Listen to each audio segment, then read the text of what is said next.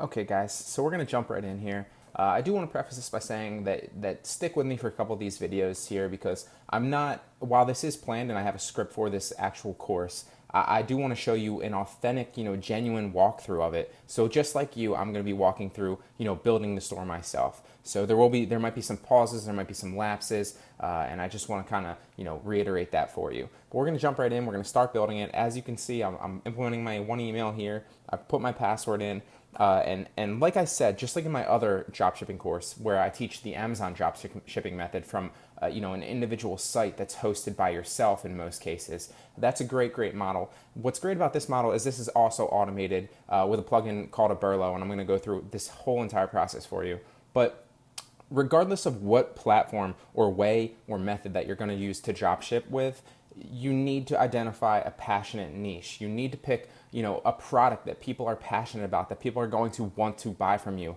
Because like I always say, people buy based on emotion and they use logic and reason to justify those purchases.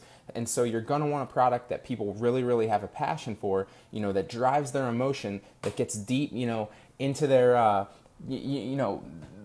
basically that's going to be half your battle. That's what you're looking for. So you don't just want to pick, I always use the example of watches, and I always use the example of t-shirts. Everybody tries to drop ship these generic, clothing ideas, and it's not like there's anything wrong with that. It's just you're fighting an uphill battle because everybody drop ships watches.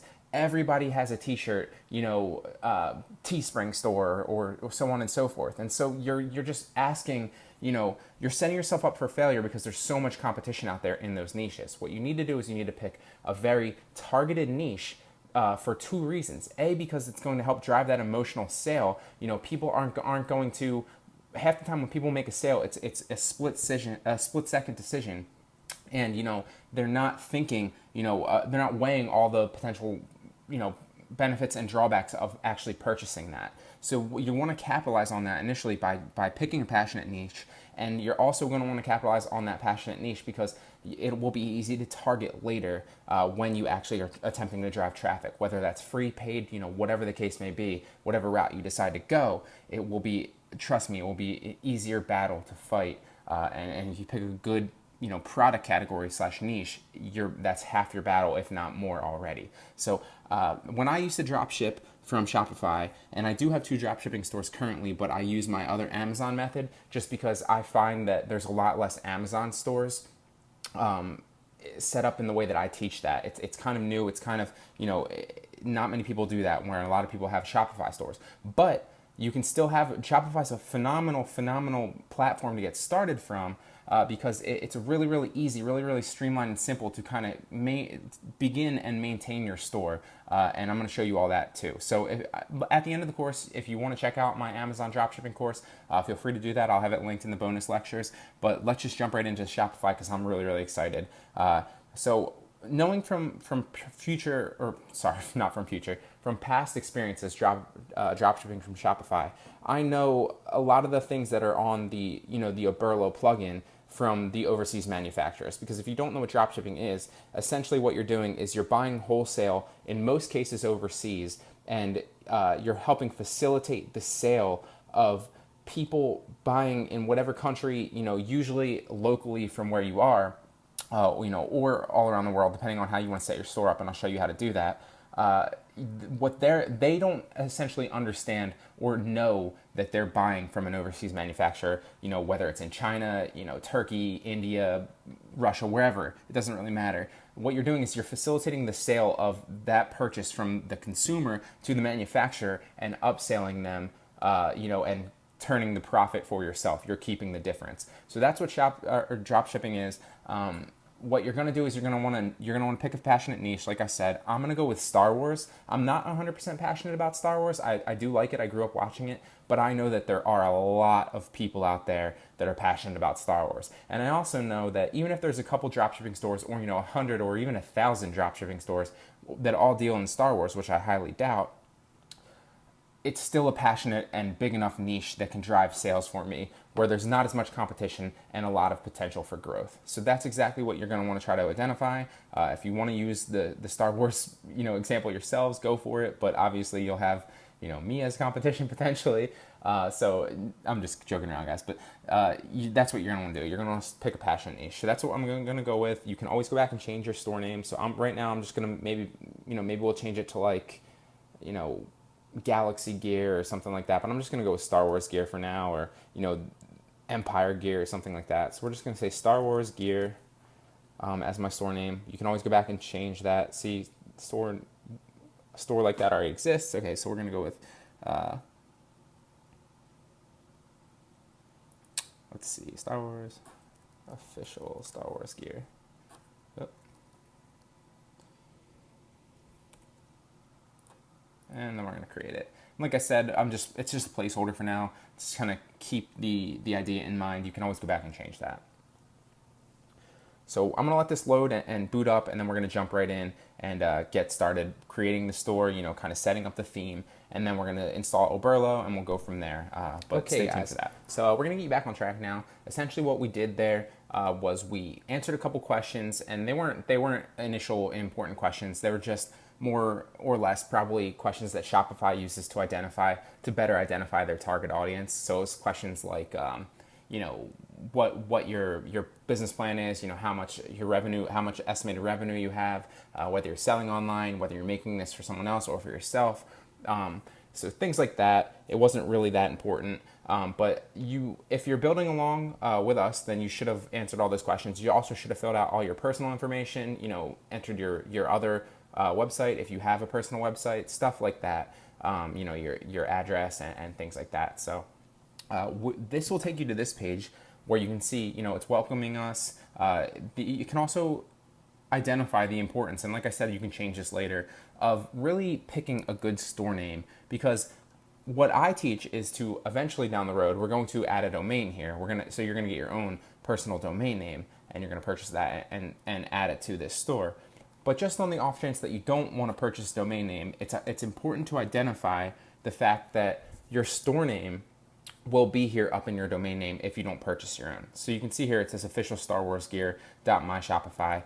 So the benefit of that is if you don't purchase the domain name, it will kind of give you some authenticity, some trust in your customers. They'll be more inclined to purchase from you if they see, a domain name that has something like they're looking for in it. If they're going to, XYTZ123, you get the point, like some random, numbers or letters, it's going to be a shoddy, website that they don't really trust, and there's going to be that extra, speed bump, so to speak, to get you the sale from them. So you're going to want that authenticity. Like I said, I always preach getting a domain name. We'll go over that later in the course, but just for reference right now, it's important just in case you don't, to identify a good store name, but you can switch that later. So don't panic if you did pick a bad one. But like I said, it's going to put you right here, and you can obviously add, your themes and go to your online store and set everything up here. And we're gonna jump right in the next clip. I just wanted to get you started with this into picking a theme and kind of setting your store up initially. But this is where you should be if you're starting to build with us. So we'll jump right into that one in the next one, and then we'll go from there. All right, guys, so the time is now. We're gonna get started building you your Shopify store and get you on that dropshipping journey so that you can make your first sale and then beyond that. So I'm really, really excited. Initially right here, the first thing you want to do is install a theme. So what you're going to do is you're going to go over here and click online store, and that's going to take you to this page right here. And before we get started doing this, I want to kind of caution you to take a little bit of time and pick a good theme that you really, really like, that, obviously matches with your store idea, what you're going to be selling, one that speaks to you, and a setup that you like. Because while you can change it later on, it can be a hassle. It shifts some of your text, it shifts some of your pictures, it shifts some of your buttons a little bit, depending on which themes you switch to, and it just can be a hassle to kind of, go back in and redo all that stuff afterwards just because you're switching, your theme. So what I would say is just, take a little bit of time, check the themes out. You can look at them before you pick them, and then pick one and stick with it. Like I said, you don't have to, but it's just a recommendation. So the very first thing you're going to do is you're going to scroll down here, and you'll see that you can either explore free themes or you can visit a theme store and purchase a theme. I have never purchased a theme, but there are some really cool ones in there if you want to go that route. I don't think they're very expensive. Most of them are a couple bucks, if that. So you can explore those. I think the most I've ever seen was like $10, but most of them are like $2, $3, if not 99 cents. So you can check those out at the theme store, or you can explore the free themes, and that's what I'm gonna do. You can literally go through all these. You got your simple one here. It kind of, if obviously, like I said, you don't want to be selling watches or clothes, but you can see that really looks like that. I would stay away from simple just because that's literally what everybody's store looks like. So I would pick something else. Minimal is a great one. We might go with that one. And this is just giving you a general idea of what they look like. You can kind of obviously switch the colors around, play with the backgrounds and everything else. If you ever built a website or any web design, in any of the drop or the drag and drop, Wix, WordPress, any of that stuff, then you know what I'm talking about. You're just picking your theme and identifying it here. So I'm going to go with minimal, actually. It's really easy. Vintage, music, fashion. I'm going to go with the music because I kind of like the grainy background. It kind of gives it a little bit of a light speed type of look, if you know what I mean, if you know anything about Star Wars. So I'm going to pick this one and I'm going to install it. But I do caution you to not just install it. You're going to have to publish it afterward. So as you can see here, you can publish it. And we are going to publish it. All right, guys, and then we're gonna get into the customization of everything. In the next one, I just wanted to go over the importance of identifying your theme because you don't wanna, go back and continually change it. It's just gonna shift all your stuff around. All right, guys, so now that we've installed our theme, we're gonna go down and we're gonna customize our theme and our look of it. So you're gonna go into customize theme. And like I said, you can play around with these. It's all pretty self-explanatory. I recommended using minimal. I like the way it looks, but you can pick and choose either one. The very first thing that you're going to see is your header. So we're going to click on header. And you don't need a logo by any means. Obviously, if you wanted a high-res, great looking logo, you could go to a site like Fiverr, a site like Upwork. And I've literally paid people on Fiverr $5, no joke, for phenomenal logos for my actual business, not just, for dropshipping sites like these, for my header shots on business. So you can do that if you'd like. It literally costs you $5, which is dirt cheap.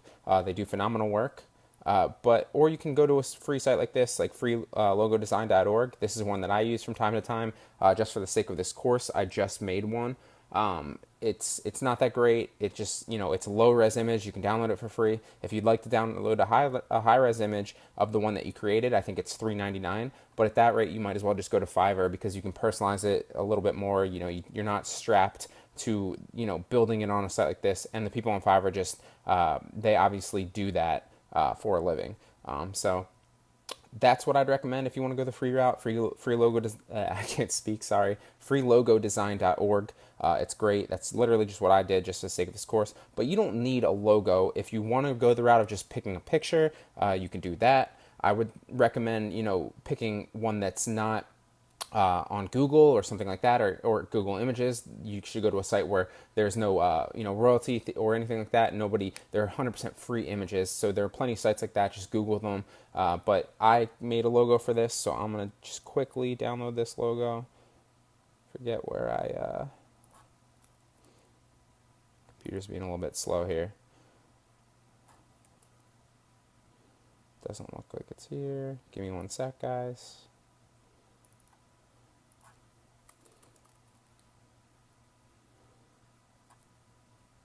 There we go. And you can see it's really basic. This isn't even one that I would pick if I was actually building a store to sell. And if I actually decide to use this, I will go back and probably change this for sure. But just for the sake of showing you, the process and kind of building one with you, I don't want to take, 2 hours making a logo that I'm really happy with. But you can do that, and I would definitely stress putting some time in building a logo that you're happy with, that really communicates what you're selling to, because that's the first thing that people are going to see when they're on your homepage. So you install that. I always like to keep the search bar here just because people can search your items, and you can modify the pixels if you'd like. I'm going to keep it at 450. I like to center it. You don't always have to, Depending on how your site operates, whether you're driving traffic primarily online on the actual browser in a desktop, or you primarily think you're going to be driving traffic from a mobile device, that might factor in, because it will be a lot longer if you put it in the middle on a mobile. You'll see when you look at the mobile view that this takes up a bunch of space, and you'll be scrolling a lot longer to actually get to your stuff. So that's something you want to think about. If you primarily think you're driving traffic on mobile platforms, I would not center it, but I like the way the centering looks. I drive a lot of my traffic both on mobile and desktop, and a lot of the traffic that I do drive is straight to my product pages, not necessarily to my home page when it's coming from mobile. Just something to keep in mind. I just wanted to kind of bring that to your attention. But you can also left align it if you like. I'm going to center it right now. And then we're going to click save, and we are going to go back and go down to slideshow. And slideshow is the next one. This is a place where you don't need a slideshow. You can take the slideshow off if you'd like. You can just put one picture here. But this is what is going to essentially be a showcase for your top products. I like to use this as like a hot buys, or like what's trending kind of spot, or your most successful, highest converting products go here, because this is what people are going to see initially when they first scroll down. Obviously they're seeing your logo, they're seeing your homepage, and when you make categories in here, they'll see them too. But the next thing that they're going to see is your slideshow. So I would recommend, putting your best products here and kind of giving it a trendy name, like, what's hot or what's trending. It kind of just leads people to believe that, a lot of people like this. It gives it social proof for those products. So it will increase conversions on them too, because people are obviously have the natural inclination to think, if other people like this, there's got to be a reason, so I'm going to like this too. It's human nature. So I'm going to set it to 4 seconds roughly. You can go 3, 5, 7's a bit much for me. And then transition, I'm going to keep slide. And obviously this would be where you add your pictures. I'm not going to do this yet because we haven't added any products. That will be in a later lesson, but I'm just going to click save for now, just to kind of show you guys the process. You can obviously go back and implement these pictures here, but we're going to go back after we click slideshow, and then we're going to move on to the footer. Now you can keep your footer the way it is. I like to keep the payment icons. It just kind of gives you see all these down here. It kind of gives you that authenticity.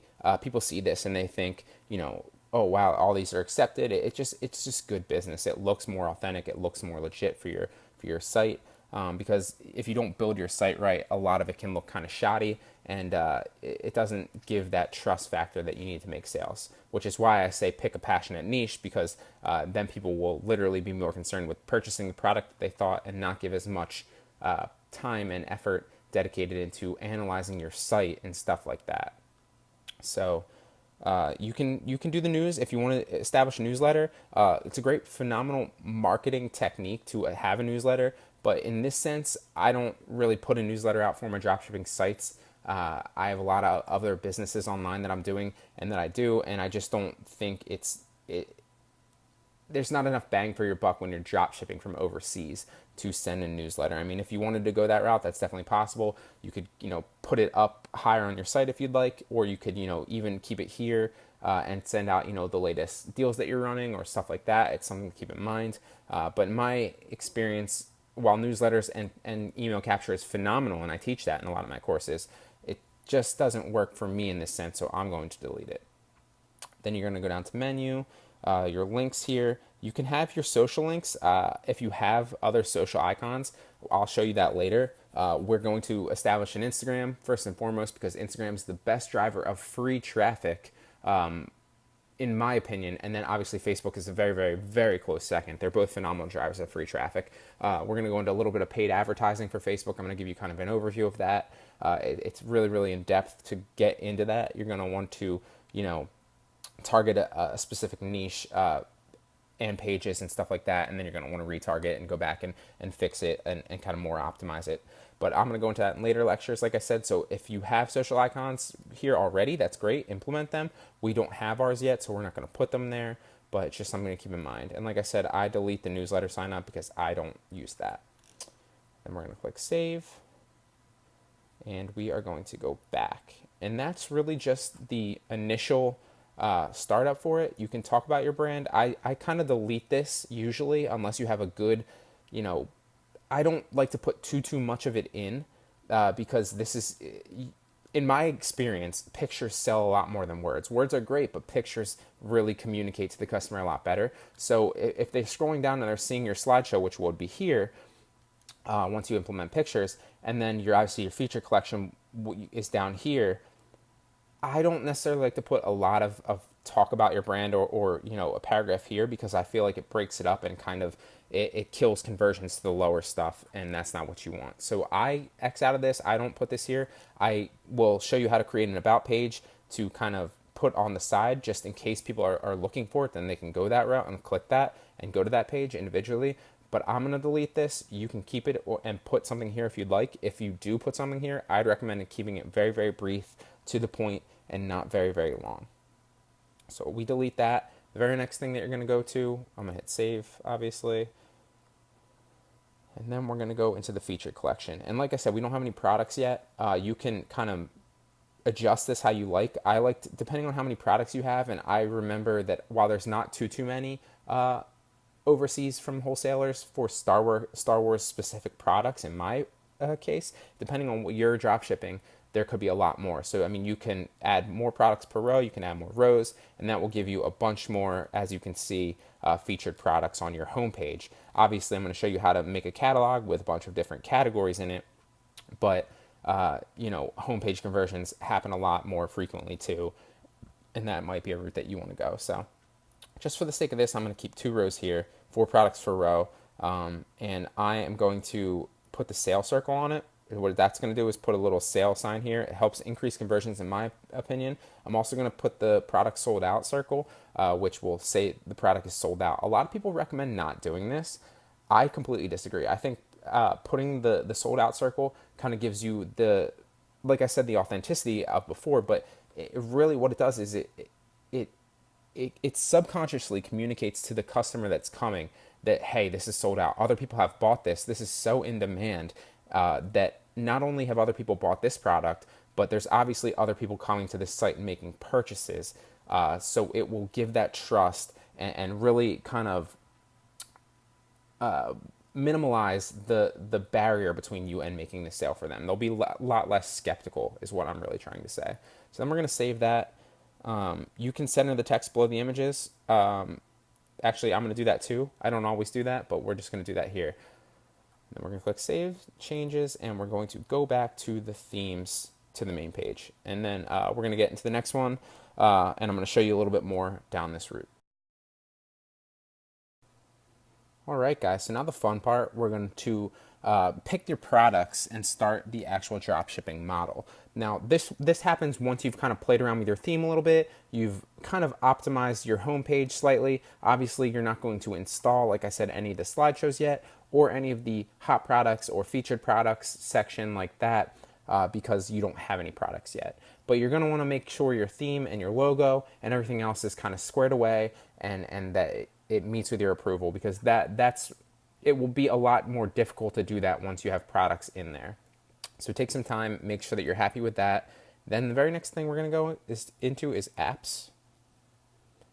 And there's phenomenal apps in the Shopify store. A lot of them cost money, some of them don't. The best one is obviously, in my opinion at least, Oberlo, and that will help semi-automate the dropshipping process for you. You're still going to have to actually make the purchase, but that comes after someone purchases it from your store. So we're going to hit Get Oberlo, enter your store's URL, and that should be in there already.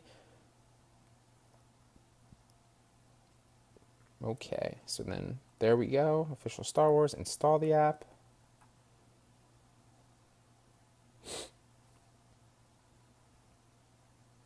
Okay, and then you can see, obviously, you can watch the tutorial here if you'd like. I'm just going to go straight into finding products because it's pretty self-explanatory, at least in my opinion.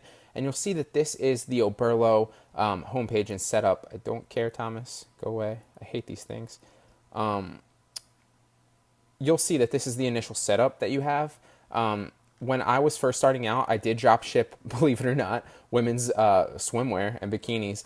Probably, I think it was 3 months ago, I set that store up and ended up bagging it because it was trending at the time, and I made a decent amount of money off of it in about a month. And I literally did that for the free month trial, and then I shut it off because it was a popular time when people were it was like spring into summer, and people were buying a lot of bathing suits. Women were buying a lot of bathing suits, and I capitalized on that for free. And that's something that you can do. Obviously, if you're playing the long term game, you're going to want to take a little bit more time, kind of optimize and make your listings kind of stand out and take a little bit more time from that. Or, you can literally just kind of pick trends that people are passionate about. Maybe it's fidget spinners. Maybe you open up a fidget spinner store. I would recommend against that. That's just a good example because it's a trending product, and I'm sure you know that, obviously. But I would obviously caution not to do fidget spinners. There's a million fidget spinners out there, all selling in various different places. High competition, bad choice. Just a good example of something that's trending is what I'm trying to say. So I did bathing suits and women's swimwear like 2-3 months. I think it was a month or two ago, actually. And that actually sold relatively well. And then I canceled my subscription. So I never actually had to pay a dime for Shopify.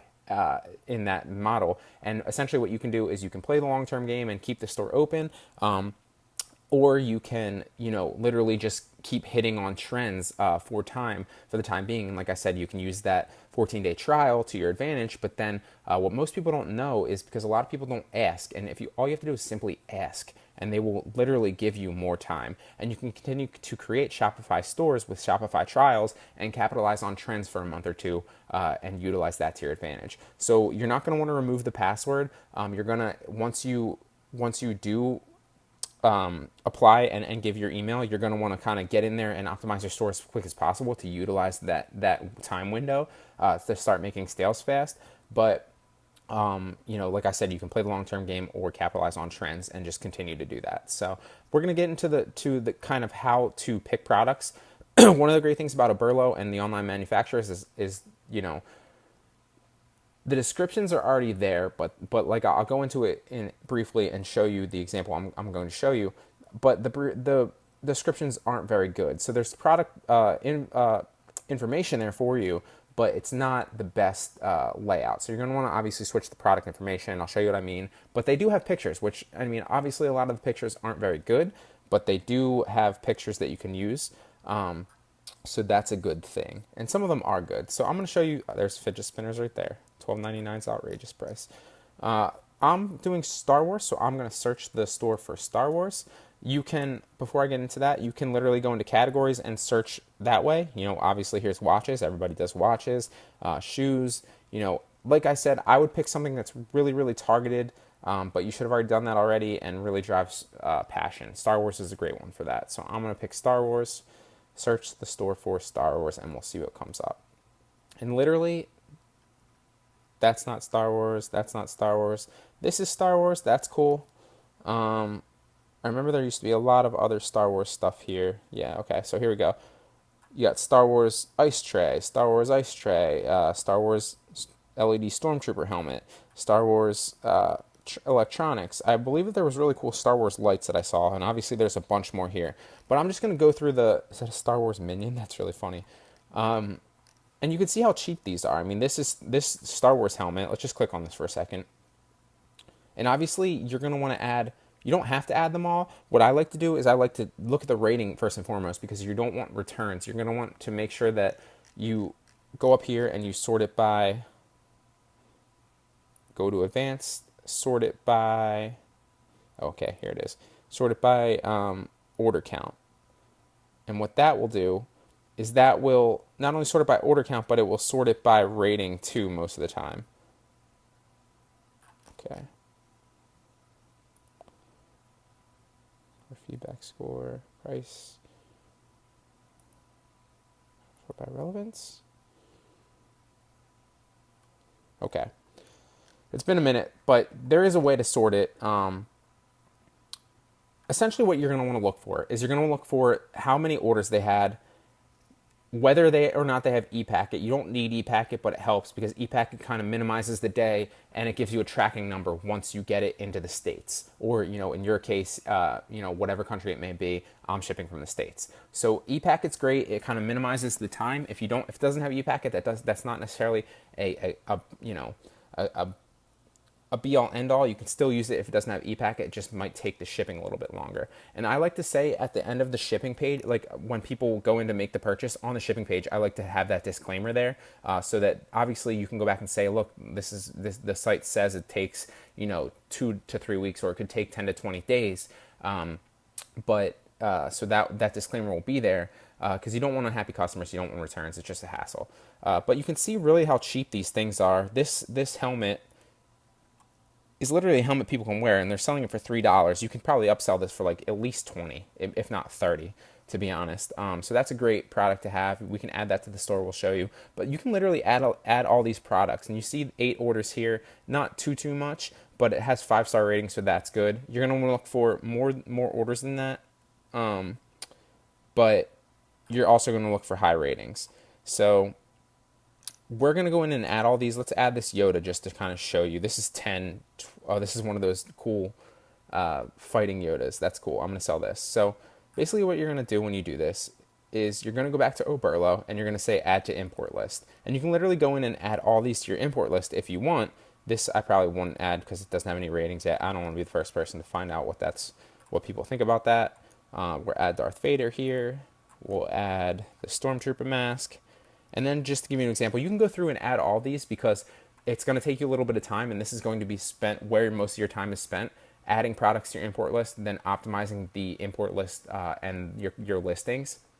But these are your products. These are what you're going to want to sell. This is where you're going to take most of your time. But then once you're done, literally the process is automated, and you don't have to do much any other work really besides ordering it. So it's really, really easy, and I'll show you a plugin that helps automate that process for you, and how Oberlo does that.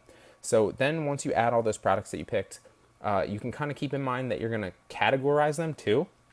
Let's just pretend maybe you added 50 products, maybe you added 300, maybe you added 10. It depends on how much time you have, what your business model has, and how many of those type of products are in the actual store. Then you're going to go through, and once you have all those, like I said, you're going to want to keep them in mind. So maybe like this Darth Vader and this Yoda are going to go into a category like action figures or something like that, and that's something to keep in mind when you're adding products. But just for reference, I'm going to end this here, and I'm going to go into show you how you're going to optimize your listings, and how you're going to kind of go through and make sure that your listings stand out as best they can with what's given to you here in Oberlo and the wholesalers. So that's next. Stay tuned for that, guys.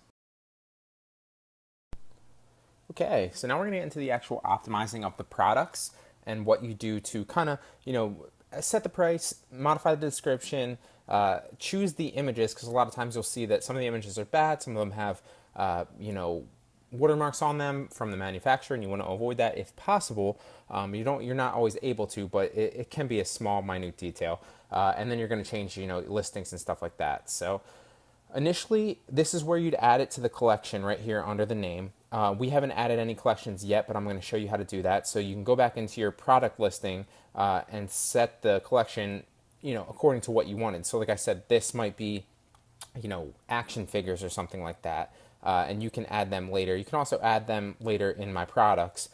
So it's not the end of the world or anything like that. But I'm just going to go through a couple examples with you. Obviously, I only added 4 here. You can see that I have 4 products in my import list. And like I said, the search products is where we were before. This is the page where you're going to find all your products, kind of sort through them and add them to your import list. This is the Oberlo homepage where you're searching and adding products to your import list, which is then going to import them into your store. So what's going to happen here is, first and foremost, I'm going to change the name. So this is the Stormtrooper helmet. I'm going to go with Star Wars LED collectible. Can't spell, obviously. Collectible helmet. Something simple. And then obviously you can put this on your homepage. What that will do is that will add that to your featured products or your hot products section. Like I said before, that those rows and columns at the bottom. So I'm going to add this to the homepage. You can also add this to a different collection. Like I said, I'm going to show you before. And essentially what the type is just a description of your product. I'm going to say helmet and what it is. Okay, maybe not. Helmet. And basically, to describe what it is like, say you're drop shipping clothes or something like that. What your type would be shoes, it would be shirts, it would be, maybe pants. That's the type. And tags, obviously, SEO matters a great deal with drop shipping sites. So you're going to want to tag your pictures with certain names and keywords. You're going to want to obviously optimize if you do have an about section, or, you do have the description in your homepage, you're going to want to kind of SEO that out. So, kind of plug in keywords as best you can possible, because that's going to help you with Google search results. But like I said, there's some plugins and cool tools I'm going to show you later on in this course to kind of better optimize your SEO. You can obviously outsource it too, and you can use Google AdWords, all things that we're going to get into. So for tags, you're going to go through. I'm going to tag it Star Wars. I'm going to tag it LED helmet. I'm going to tag it Darth Vader. I'm going to tag it Storm Trooper, and I'm going to tag it Toy Kids, stuff like that. You can go through and tag it as many as you want, take as much time as you need. Then you're going to go to the description, and this is where you're really going to want to put some time in here. You can see that when you look at a lot of dropshipping sites, and this is a big problem with dropshipping sites, a lot of people just leave these like this, and you don't want to do that, because what it says is, hey, I'm a dropshipping site. Hey, I don't really care about my products that much. I'm literally just using the same description as them. I don't even have it take enough time to, write out a description, and what it says to people is, I don't care about this product, so you shouldn't care about this product. So what I like to do is, you can use these if you'd like. I recommend not doing that. What I'll do is I'll kind of space down, and I'll eventually delete all this, and I'll write out, maybe a 2 to 3, not long sentences, just kind of funnily describing the product, because A, this is going to help with SEO, your description on that product page, and B, it's going to kind of, a lot of people will just look at the picture, some will read the description, and you don't want to lose out on sales just because you left these generic things in here, like brand name, Paradix, what is that? The series number, the one side, like these are things that don't need to be here. So I'll write out a 2 to 3, maybe 4 sentence description here, and you can utilize some of these things in here, like for 3-year-olds and up might be one of your sentences. Obviously, you're going to want to put this, some thought into this and kind of put it in sequence well, but don't use this, delete this stuff. You can utilize it, kind of these keywords in here in your description, but I wouldn't use those. I'm not going to take any time to write out a description here for you, because obviously it's pretty self-explanatory, but just to give you an idea, don't keep those generic, just, labels. You're going to want to write out your description for you. This one only has 2 variants. It's got a black and a white. One of them is a stormtrooper, and one of them is the Darth Vader mask, like we saw. So obviously one color is black, one color is white. I'm going to switch the SKU, which is, SKU is just my identifier for it. So that will allow me to know what my products are named. So I'm going to say that this is the Darth Vader mask. And if you, one easy way to do it is, if you're dropshipping something with a lot of different variants, I like to kind of name it here, and then I'll go like the color to dash color and size, like black L will be Darth Vader mask in a black large. But obviously there's only one size here, so you don't need that. But just something to keep in mind to kind of help you kind of organize and identify. That will better help you identify how much products you have in stock, when you need to kind of drop your inventory. Obviously that's not a huge deal for me right here, because you can see it, there's 717 that this warehouse has, 739 of these. But if you do have something with a low inventory, it's something you're going to want to keep an eye on. And it's pretty self-explanatory, pretty easy. But obviously, like I said, it's not something you have to worry about too much.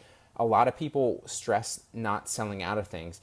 And while you don't want to have too many things selling out, especially if there's something that converts well for you, it can help you to actually have some things that are sold out with that sold out badge. Because like I said before in the previous lecture, it helps with that authenticity and that trust factor. It helps give you that social proof that, hey, other people are buying these. Obviously, other people have been on this site and purchased things, and there's some demand here. So I should feel that way. I should want these products too. And that's something to keep in mind. I love that. So, you don't have to be too concerned with inventory all the time. Obviously, you're not going to want to keep things sold out for decades and long periods of time. But if you do actually, not notice that something's sold out, it's not the end of the world. It can look good on your site, to be honest, in my opinion. So we're going to say Stormtrooper mask, or I think we said helmet. Let's go with helmet. But this is just examples, guys. Obviously, you're going to go through your products and do them to the best of your ability and kind of really implement good tags and a good description, a good product. You're going to want to put it in your collections once I show you how to do collections and give it a type, and not keep the generic name, because obviously that looks terrible. It's just the general manufacturer's name that they give it to it. So after you're done this, you're going to change all your prices. You can literally go through and change them all separately, or you can go up here and change all the prices and set a new value for each of them. I like to keep them. This is the price and this is the sale price. So what I'm going to do is, vice versa. This is the price and this is the sale price. So I always have mine on sale because, like I said, I added that sale badge. So this is just to give you an idea. 306 is what you pay for it. So whatever you set this price difference, that's what you're going to make on it. I'm going to set this. I'm going to go in and I'm going to set new value for the price. I'm going to say we're going to start it at $24.95. And you can see that $24.95 minus 305 is like, 21 in rough ish dollars, a little bit more, maybe almost 22. So that's what you'd be making on this if somebody makes a purchase. So you can kind of see and kind of imagine if you scale it up and you start even making, if I sold 2 of these a day, it's a little over $40, almost $50 a day, just selling 2 of these. And you should most definitely be able to start scaling it up and start making sales if you utilize the things that I show you to drive traffic. It's very, very possible. So this is the price what you're going to be selling it at right here, $24.95. This is the price people are going to pay on your site. The compared at price is the original price that they see that it looks like it's discounted from. So I'm going to say it's discounted from $49.99. That looks legit. Discounted to $24.95. So it's almost $50, and it's discounted a little bit on their half. And then what I'm going to do is I'm going to go to images next. Images next. And you kind of pick out which images you like. Obviously, this one's the original. I don't like that. When you do change your images, and I'll show you when we go into my products, it can, if you have a bunch of variants, it can take the image off the variant, because some of these are the initial variant images. So you're just going to go back into and change those. And I'll show you in a second how to do that. I'm going to choose this Darth Vader mask because I think that's a great one. I'm also going to choose a side view of that. I'm going to choose the Stormtrooper helmet. I'm not going to add the back of that because it makes it look kind of cheap. I don't like that. I'm going to keep this one in white. I'm going to keep this one in black because I like that look. And I think that's it. I think I'm just going to keep those. And you're going to want to go through and make sure that you can see, obviously, the check marks on it are the ones that are good. So I think that's only the 4 that I have. Yes. All right, and then we're done basically. So what we did was we did the name, we added it to a collection. Obviously, I put it on my homepage, which might say something different depending on what you added, under your hot topics or your trending products or whatever that was. You can add it to another collection later on. We haven't added any collections to our site yet, but I'm going to show you how to do that. We did the tags, we did the type. We wrote out a description. Obviously, I didn't physically do it, but I told you how to do that. You're not going to keep those generic tags. Or those generic descriptions. You're going to want to write out your own good description, because that's what's going to sell your product, guys. Quality over quantity. You can have 500 products, but they all have generic normal descriptions and the same manufacturer product tag. They're not going to sell. People are going to know that they're cheap. They're from overseas, and you don't want that. All right. So then essentially what you're going to do is you're going to action. Or I'm just going to push it to shop, actually. And what that will do is send it to my products. And then you can do that for literally every single product in your import list. And then I'm going to go into and show you how to kind of alter it in my products, because it takes a little bit of time to kind of get there. Obviously, you see it's not 100% here yet. So that'll be the next one, guys, and then we'll go on from there. Okay, guys, so I'm going to show you briefly what the listing is going to look like on your Shopify store in the product page, obviously. And I haven't listed my description out, but you'll get the idea. And then we'll go into kind of switching things around, adding it to collection if you potentially want to do that. Right now we're in My Products, and you can see there's one My Product here. It's loaded. So I'm going to open this in Shopify and show you what it's going to look like on its actual individual product page. And I don't have a description here, obviously. But why did that not, oh, view, here we go. So this is what the product page will actually look like. And you can see people can go through here. You have the official Star Wars gear thing here. You have the title of it here. It looks like it's on sale, obviously, at $24.95, originally $50. And obviously they can go through the product pictures here and see which one they want to purchase. And they can choose black or white, color-wise, and add it to their own personal cart. And obviously we don't have the catalog or the collections or anything set up here. You don't have your about page. Just give you an idea of how it would look. Obviously, the white pictures, I think, especially if you have a white background, and obviously I don't have a white background, look a lot better. It looks more streamlined. Amazon, if you don't know, obviously has put a lot of time and effort into realizing that white background pictures sell better, so it's something to keep in mind if you want to keep your background white and use white product images. It will look more streamlined, like this picture is just on the site. It's not a picture in a rectangle shape, but I don't necessarily mind that in this sense, especially if it's going to be on a mobile device or anything like that. So just to give you an example, obviously the description will be right around here when you put your description in there, or under here depending on your theme. I don't have a description in there, so you can't see that because I didn't write out the sentences like we talked about, but that will be something that you're doing because that's when you're trying to sell, that is going to make a huge deal and difference. It's just going to authenticate your product slightly and give you a little bit more bang for your buck. So if you want to add a collection, you just go to My Products, and then you're going to click on it, and that should take you to a page where you can, nope, that's not what I meant to do. You're going to open it in Shopify, sorry, but you're just not going to view it. And on the side, obviously, you can modify your description, your title, your images. Here, you can delete them and shift them around. Like maybe you wanted this one initially in the front. I'm going to keep that like that. Actually, you know what? I'm going to go Darth Vader in the front, and the Stormtroopers there.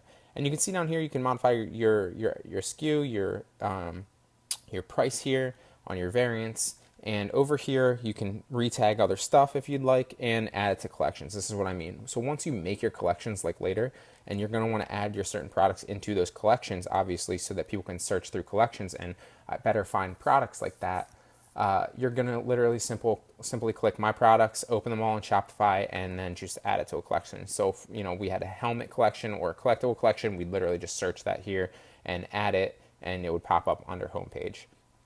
So, or, just pop up here if you didn't have yours on homepage too. So that's how you do it, guys. That's how you kind of organize it into collections once you've built them. That's how your products will look on the actual Shopify site once they're built. Just want to give you a little bit overview, and then we're going to jump a little bit further into the next one. Okay, so like I touched on in the last one, it's not the end of the world if you sell out of some stuff, so you don't have to worry too much about that.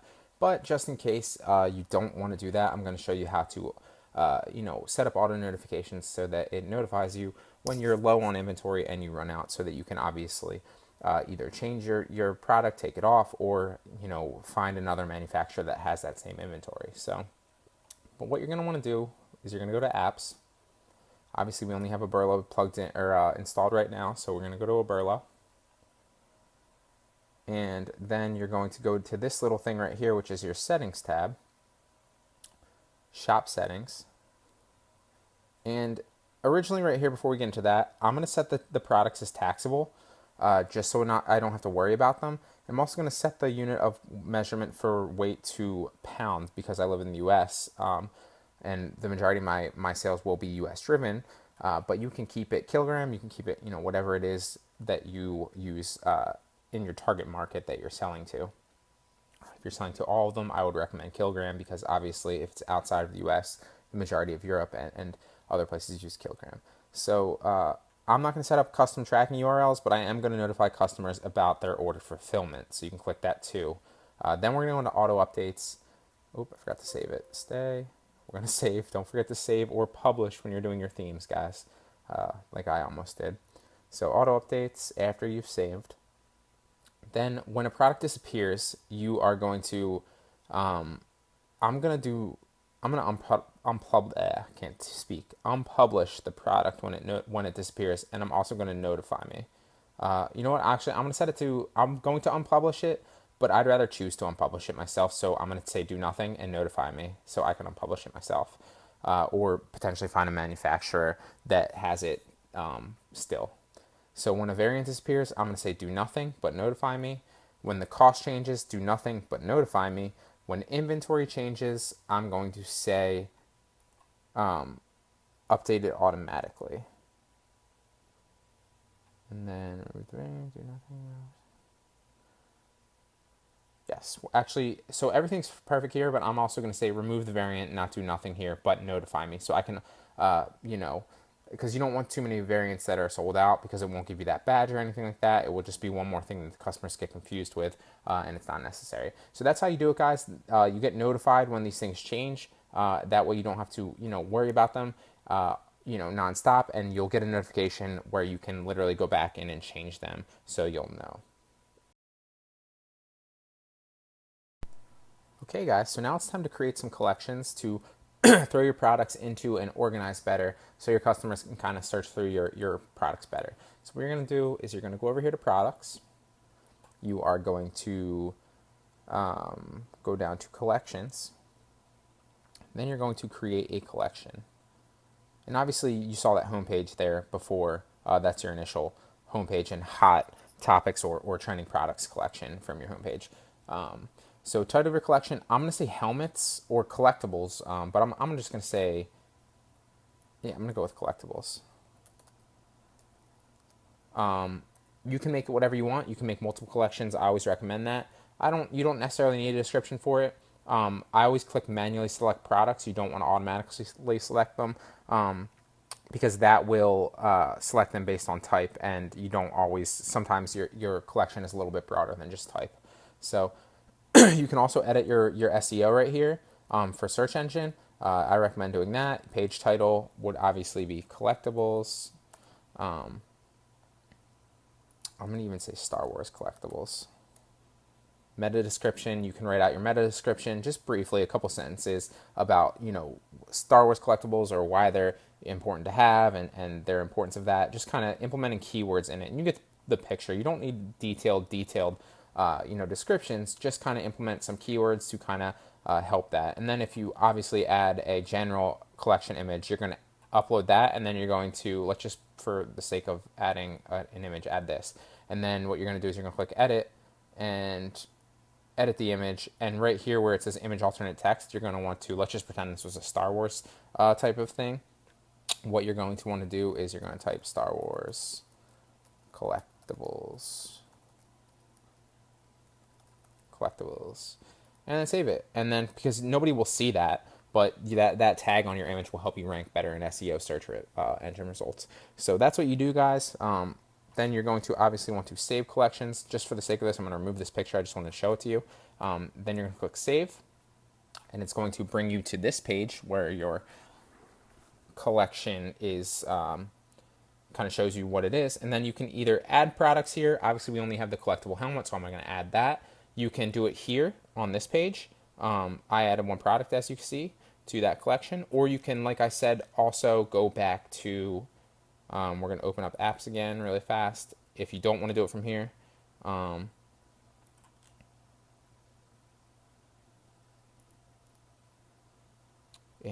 go into Aberlo.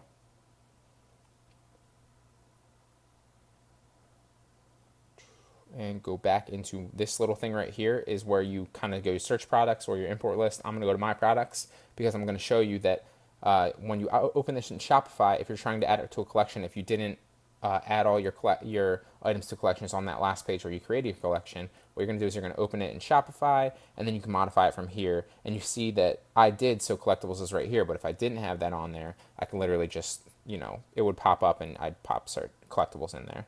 So that's how you do it, guys. It's very, very easy, very streamlined. It's not difficult at all. We are going to get into a little bit of more of the setup in the next one. I just wanted to kind of go over that and kind of set collections up for you. Obviously, let's preview the store really briefly. Where's the store preview?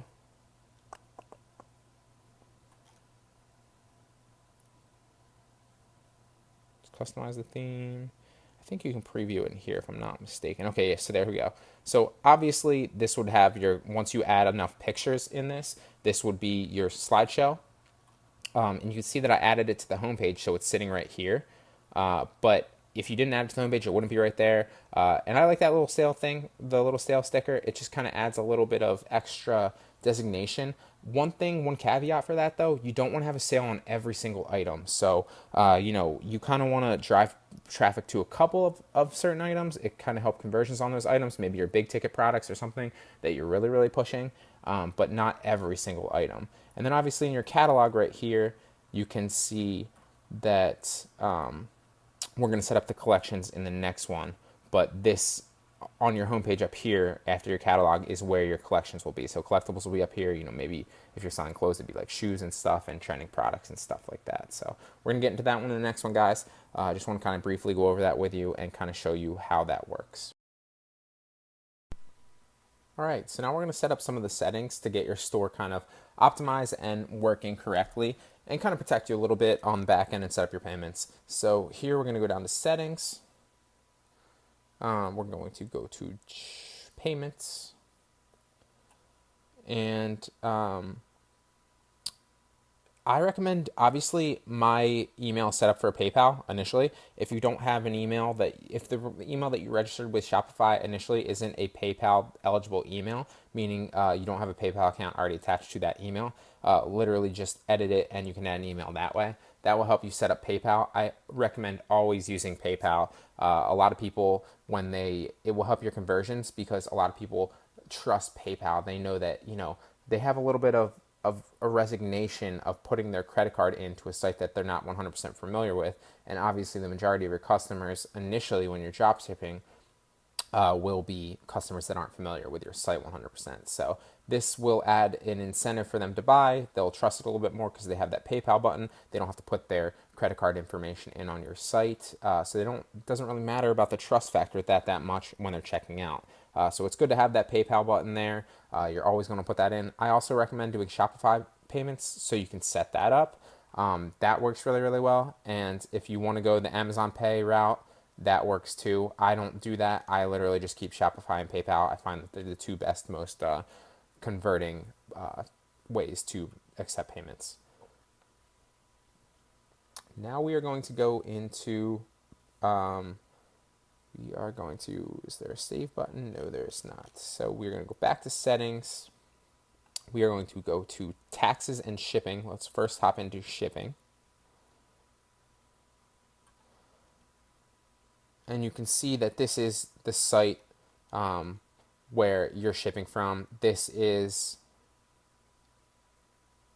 calculated at checkout, so that's set up good. That's calculated at checkout. You don't have to this is your zones and your rates. You don't have to ship to the rest of the world. If I wanted to ship just into the US, I would. You can also go into editing the rest of the world here if you'd like, and kind of just simply put it, you can X out of that if you'd like. And one thing that I do, you don't have to do, depending on what you do. I like to ship to Mexico just because it's right there. I also like to ship to Canada. And granted, keep in mind that I'm in the US. It might depend on where you are. Maybe you're in India, maybe you're in Germany, you're in Europe and stuff like that. So maybe if you're in Europe, like in Germany or in the UK, you just want to simply ship to European nations because it's easy for you. If you're in India, maybe you want to ship to, countries that are surrounding you. Maybe you want to ship to the entire world. It's up to you. Something to keep in mind. I like to ship to the 5 or 6 main English-speaking countries, just because all my copy and all my writing is in English, and it just is easier, I find. And then I add Mexico because it obviously borders the U.S. and a lot of Mexicans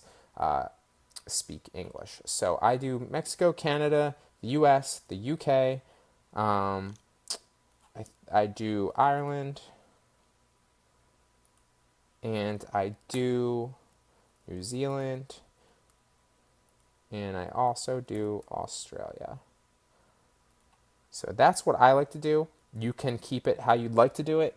You can ship to the entire world if you'd like. I like to keep it like this. So is US in there? Okay. Why is the US not in there? Okay, US is already in there. Okay, gotcha. So then we're going to hit save. And we are going to go back to shipping.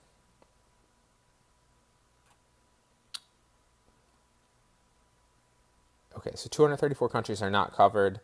The US is, and 6 countries in the rest of the world that we added are covered. Gotcha. That's what we're going to do. Label format. I keep it the generic 8.5 by 11 inch, but you can click the other one if you'd like. And then we are going to hit back. Now we're going to go into checkout. And there's some important stuff in checkout. I like to click accounts are optional. This helps increase your conversion rates and is essential. You can require them if you like. I don't recommend that. When you're checking out, and because I'm sure a lot of us have purchased stuff online, that a lot of times stores or online places will force you to create an account to make a purchase. And that can just be a hassle. And in a sense like this, where people aren't already familiar with your site, it's going to scare people away. A lot of times, it's just one more barrier to entry that they have to make the purchase. I like to make accounts optional. That way it prompts them to create an account if they'd like, or check out as a guest. I find that conversion rates are highest when you click accounts are optional. So it's something to keep in mind. You don't have to go that route. I just recommend it. With their full name, I require their first and their last name for shipping purposes. Company name, hidden. Address, line 2 is optional, obviously. Phone number's hidden. You can click this. This is what I usually do to use the same shipping address as the billing address by default. They can obviously opt out of that in the shipping or in the checkout when they're checking out, but I like to keep that. I also check off the by default customer agrees to receive promotional emails. That allows you to A, capture their email, and B, and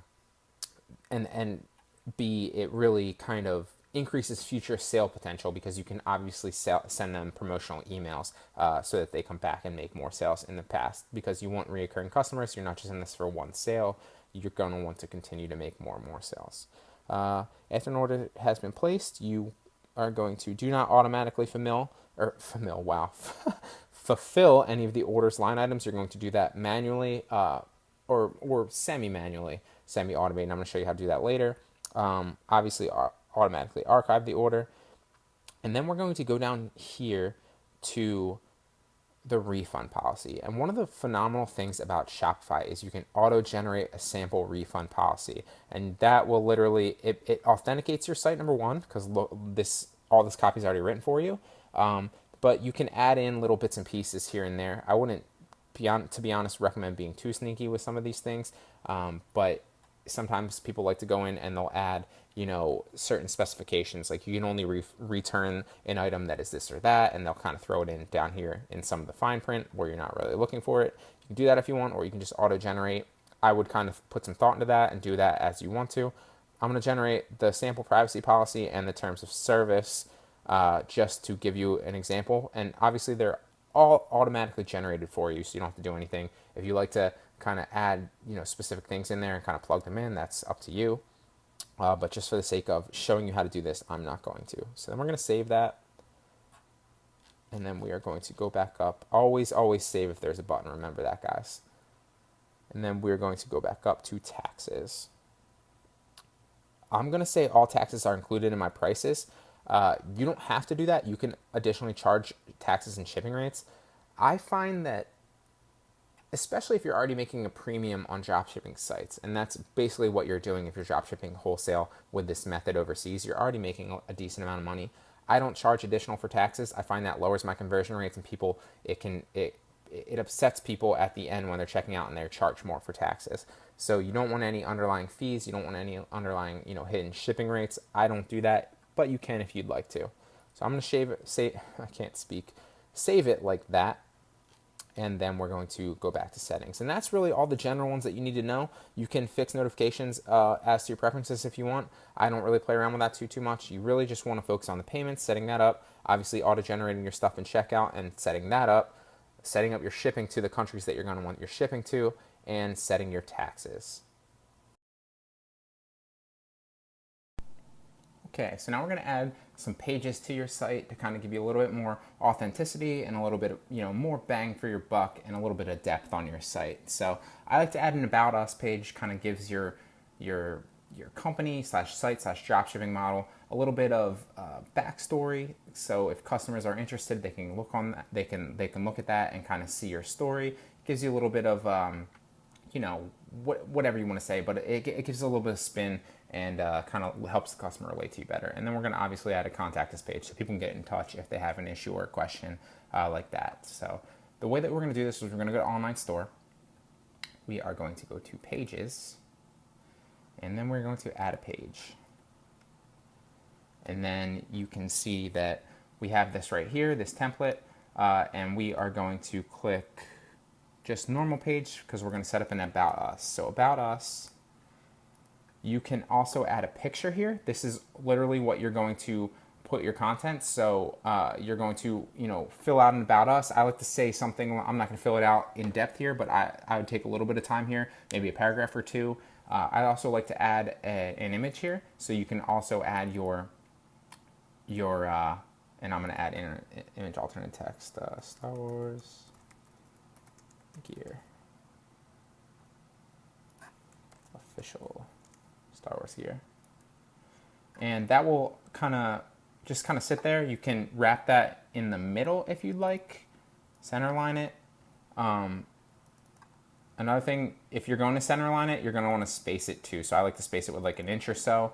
But just for this reference, I'm not going to do that. I'm going to left align it and then just, I'm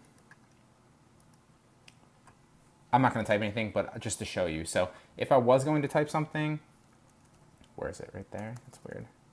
It's center aligning my text, that's why. Let's go up, and we are going to go right here.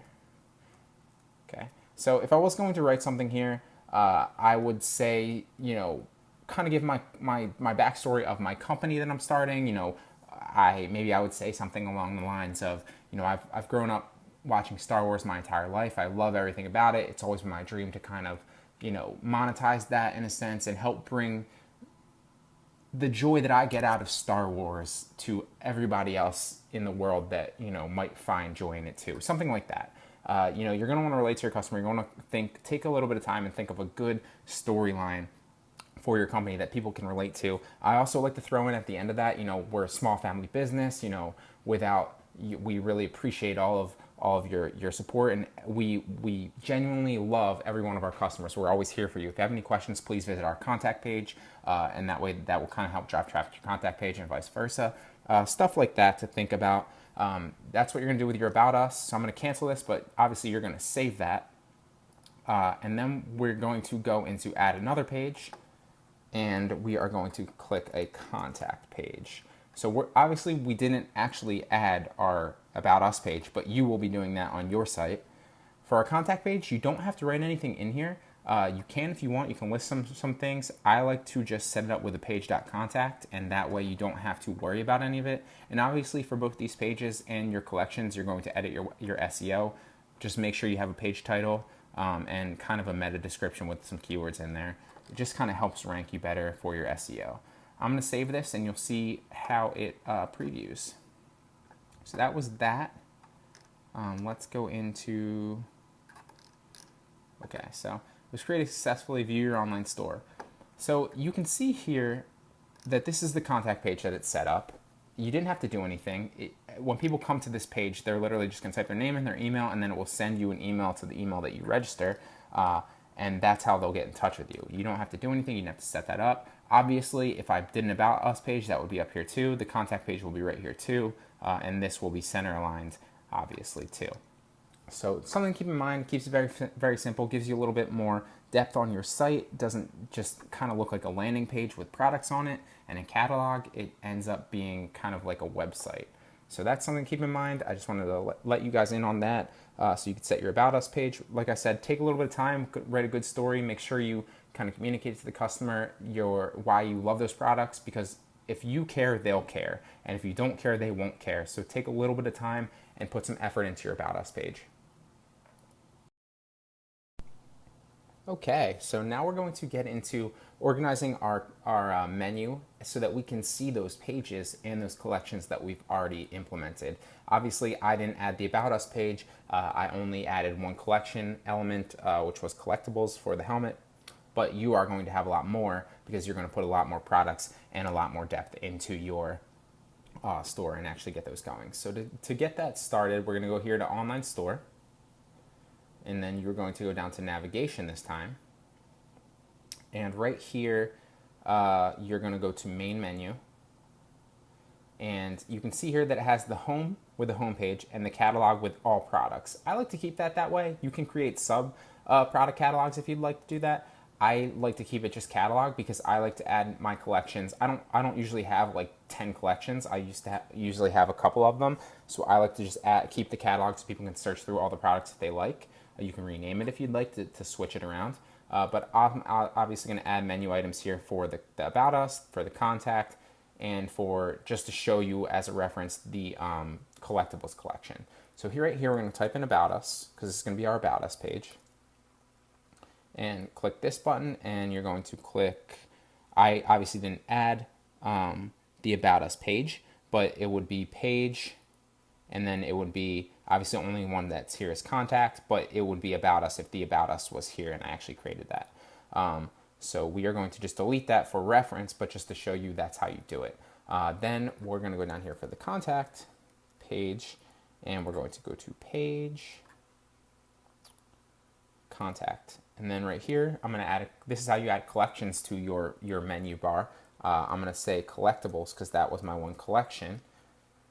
Then you're going to go to here, collection, and I'm going to click collectibles because that's what it was. And you can obviously add, or delete however many you want. You can add a blog page if you'd like. You can add other pages. You can add, any page that you want. But I usually like to keep the catalog. Obviously, you're going to want the home page. If they get off on other pages, they can always go back to home. I like to have the Contact page and the About Us page, and I also like to add certain collections to my menu bar too. I'm going to save it just to show you kind of how it looks, but let's go here to Online Store. We'll open that up in a different tab to kind of show you.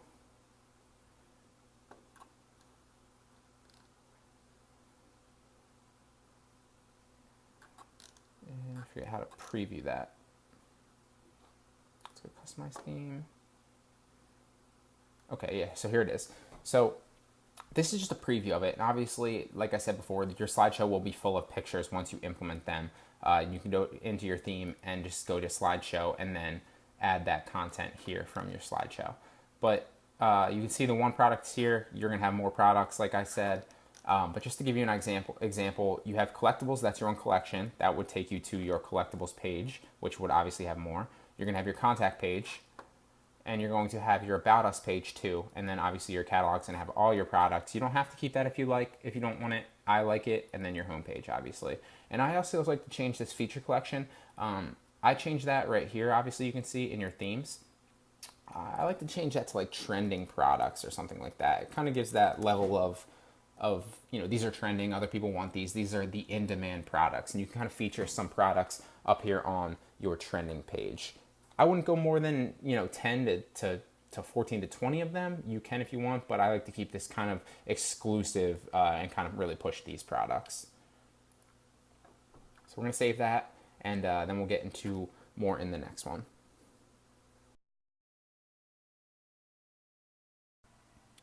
Okay guys, really briefly, I just want to go over a couple business models that have been tried and true over the years that really work with dropshipping in this model. And I'm going to give you two of them here today. I'm not going to use two of or either of them. I find that driving traffic organically just to my products doesn't have as high as conversion rates as these models that I'm about to show you. But I do make a premium on my products because my conversion rates are a little bit lower, but my profit margin is a lot higher. So you'll see why in a second. So the first one is the free shipping method. So the price plus free shipping anywhere to wherever you're sending it to. The way that you do that is you go in shipping and you set up a zone and you set it up for free.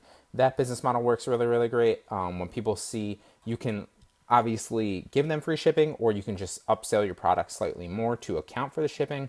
It won't really matter on your conversion rates, at least in my experience it doesn't. People see the free shipping, and when I mean the conversion rates, I mean upselling them. It will increase your conversion rates with the free shipping business model.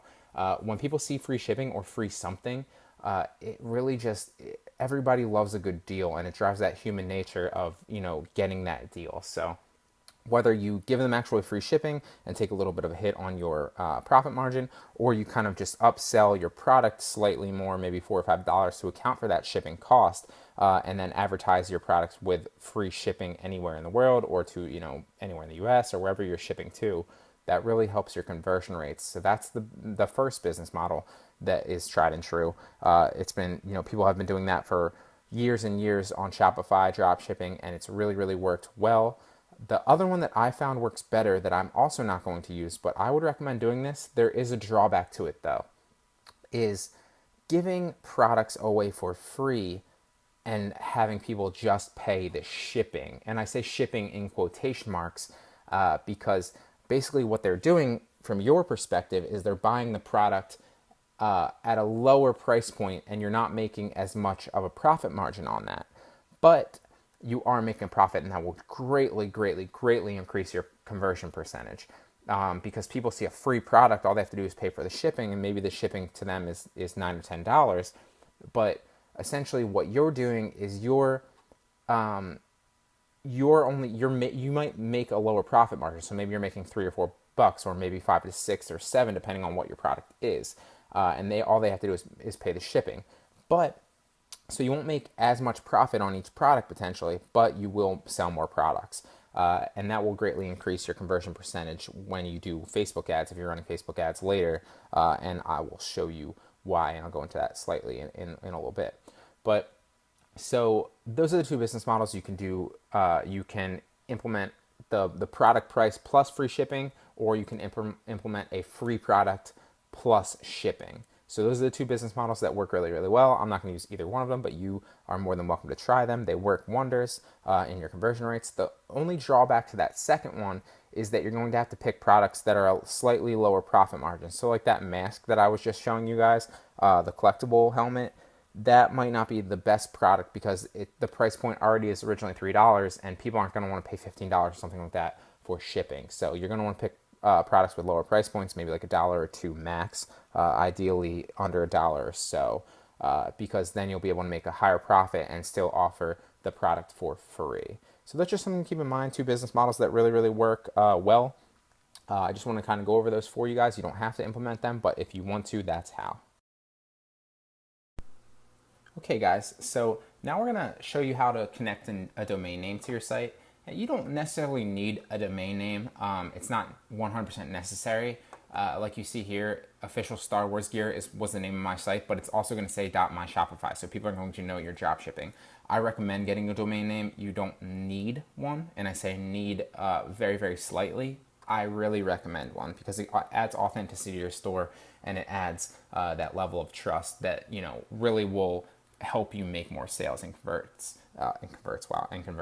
So how you're going to do this is you're going to go to online store down here, and you are going to go to domains.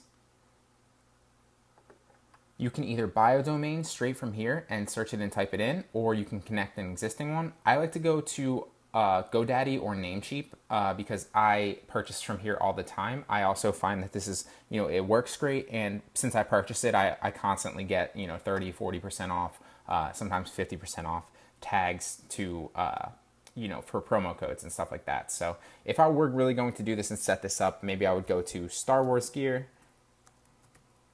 Let's try Star Wars gear. I bet you that's taken. That has to be taken. That'd be wild if it wasn't. StarWarsGear.com.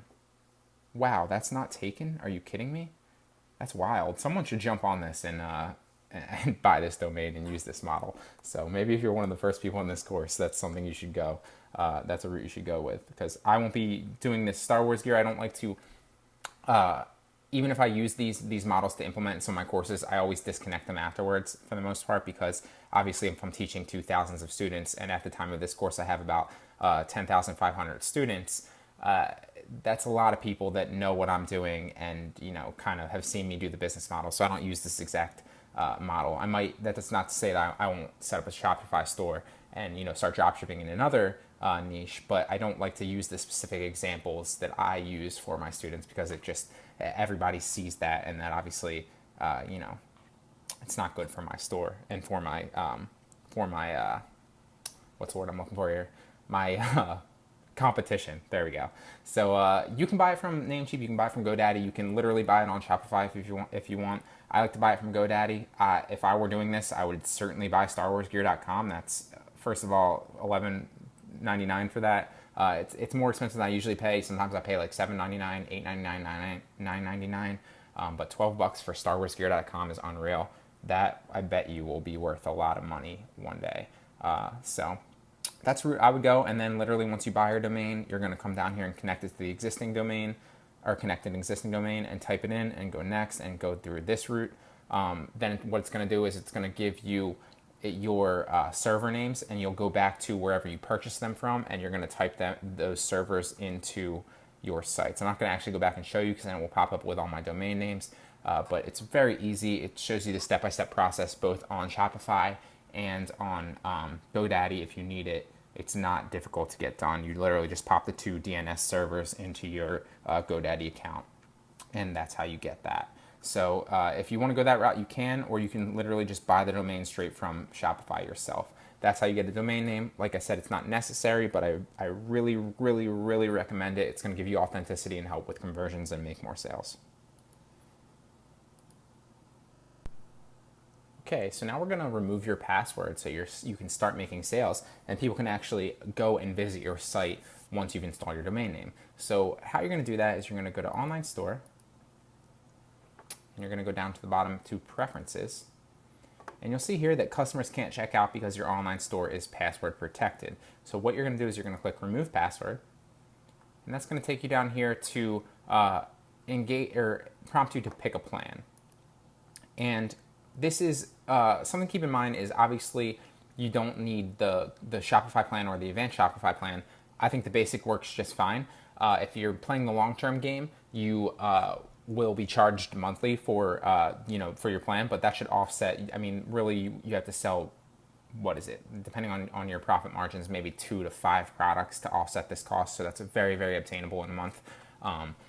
Very, very simple, very, very easy, and you get staff assistance, which is one of the great things about it. But if you're only playing the short game and you're just trying to hit on trending products, you can obviously choose the Shopify plan and then ask for more time before your plan has initiated, because it won't charge you until after your free trial ends. So maybe after that 13 or 12 days, you ask for, you say, listen, like it just doesn't work for me financially right now. I want to keep going. And they will usually, in my experience, almost always say, okay, well, we'll extend you, another 14 days, or we'll extend you another month or so, so you can get a feel for it and see if you really, really want to do it, because that they know that, the more you stick with it, the more you're willing to subscribe and pay monthly. So you literally just have to ask. I've done it, I think 3 times now, and currently the last 2 times I was able to get a month and 2 months, not just an extra 14 days. So something to keep in mind, guys, you won't be charged until you actually go through with the plan, or you actually go through after the free trials ended. So you're gonna have to choose a plan, obviously. I'm gonna choose Basic Shopify here. Then you're gonna implement all your information and confirm the charges, but it won't charge until after your plan is up. You can see here from July 20th, which is 14 days from today. So that's how you do that. Then you're gonna go back into Online Store once you're done, remove the password, and that's gonna take you down here. And then you literally just hit save after you pick the plan and you remove your password. That's what's gonna do that for that. Then you can see that once your store goes live and you start generating traffic, and that's what's going to be the next couple lessons, how to get traffic to your store, both organically and paid. I'm going to show you all that stuff. 4 methods, really. First, we're going to go into Instagram target following, which is something I teach a lot in a lot of my courses. You can do that for free. You can also automate that to really scale it up, and I'm going to go into that heavily. You can also, there's free Facebook marketing methods that I'm going to teach you, which are phenomenal. They're literally, you can't beat them. And then we're going to go into Facebook paid advertising, just kind of briefly giving you an overview of that, because I actually have a course coming out, an in-depth study of Facebook advertising. Facebook advertising isn't something you can teach in just 1 or 2 lectures. You have to be able to target really, really well, then you're going to have to go back and let your ads run for a little bit, build some authenticity and some social proof on your ads, and then you're going to have to go back and see what worked and retarget those things. And I'm making it sound a little bit easy, but it's an in-depth process that takes time, and I can't teach it all in one lecture. So I'll give you a little bit of an overview of how to do it. And then if you want to check out my Facebook course, my Facebook ads course, feel free to do that. All my courses that I have currently will be linked at the end on the bonus lecture. So if it's not out yet, stay tuned for that. Will be coming soon. I'm literally in the process of finishing it up right now. Very, very excited about it. Facebook ad targeting is something that, in today's day and age is almost unparalleled. So something that you're really going to want to check out. Then we're going to go into a little bit of Google AdWords and stuff like that, and then we're going to finish up from there. But one more thing before I get started with the targeting is when you do receive orders after you've removed your password and everything, and you're on that, you're going to get orders right here, and they're going to pop up. And to actually, obviously you can't see them right now from here because I haven't selected a plan, but to get orders properly, to automate them and to order them online, you're going to want to go to Google. I don't know why I just typed in Google. That was retarded. Sorry. Then you're going to type in, let's just go to the plugin store, and you're going to the Chrome plugin store, and you're going to want to search for the Oberlo app.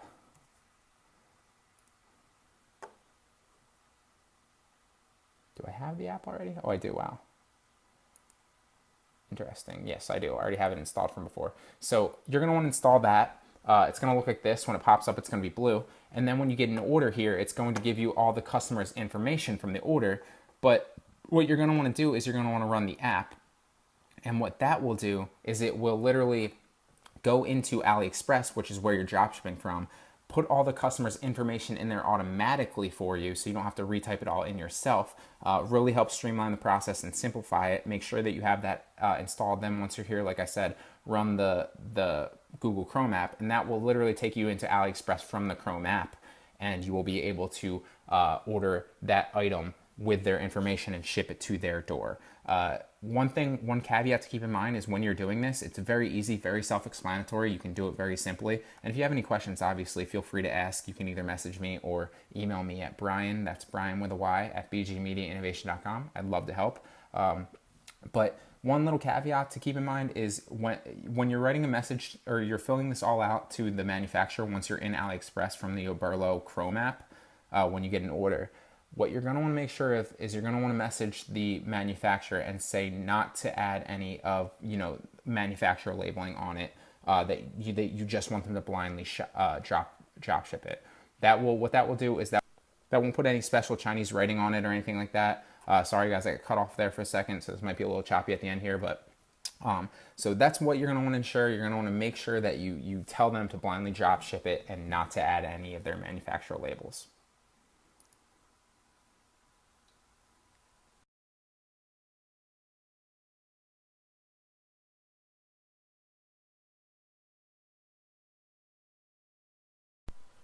All right, guys, so I got a little bonus lecture here for you. I'm going to go into, the step-by-step process of how to actually fulfill the order, because I can talk about it and I can describe it all day, and it's very, very simple. It's very, it's not 100% automated, but it's semi-automated and very, very easy to do. But I can describe it all day. It might just be easier if I go through and actually show you how it works. That way you see, the step-by-step process you have to go through to actually fulfill an order with Oberlo. And you see the ease of how it works. So these are 2 orders I just generated. Obviously, they aren't actual orders. My store isn't actually live yet. Well, it is. I did remove the password, but I don't have a domain for it. I haven't made it live or anything like that because I have other stores that are actually other dropshipping sites that I actually use. This was just like I said, made for this class to kind of demonstrate the process for you. But I'm actually going to fulfill an order right now. So we're at Shopify right now, as you can see, and you'll see these orders pop up right here when you have them. And I would suggest that if you're really, really interested in getting into actually, trying to generate sales and serious with Shopify, to download the app, because that will let you know when you have the orders, obviously coming in. You're going to need to, the Oberlo, as you see it right here, the AliExpress Oberlo Chrome extension to do this. But it will give you notifications when you're making sales, and then you can literally go through, or you can hire a virtual assistant, and it will be very, very easy for the virtual assistant to do this process for you. You can pay a virtual assistant, $5 to $10 an hour. In some countries, if you're looking overseas, you can pay them much, much cheaper. So very, very easy to do. I'm going to show you how to do it. We're going to jump right in right here.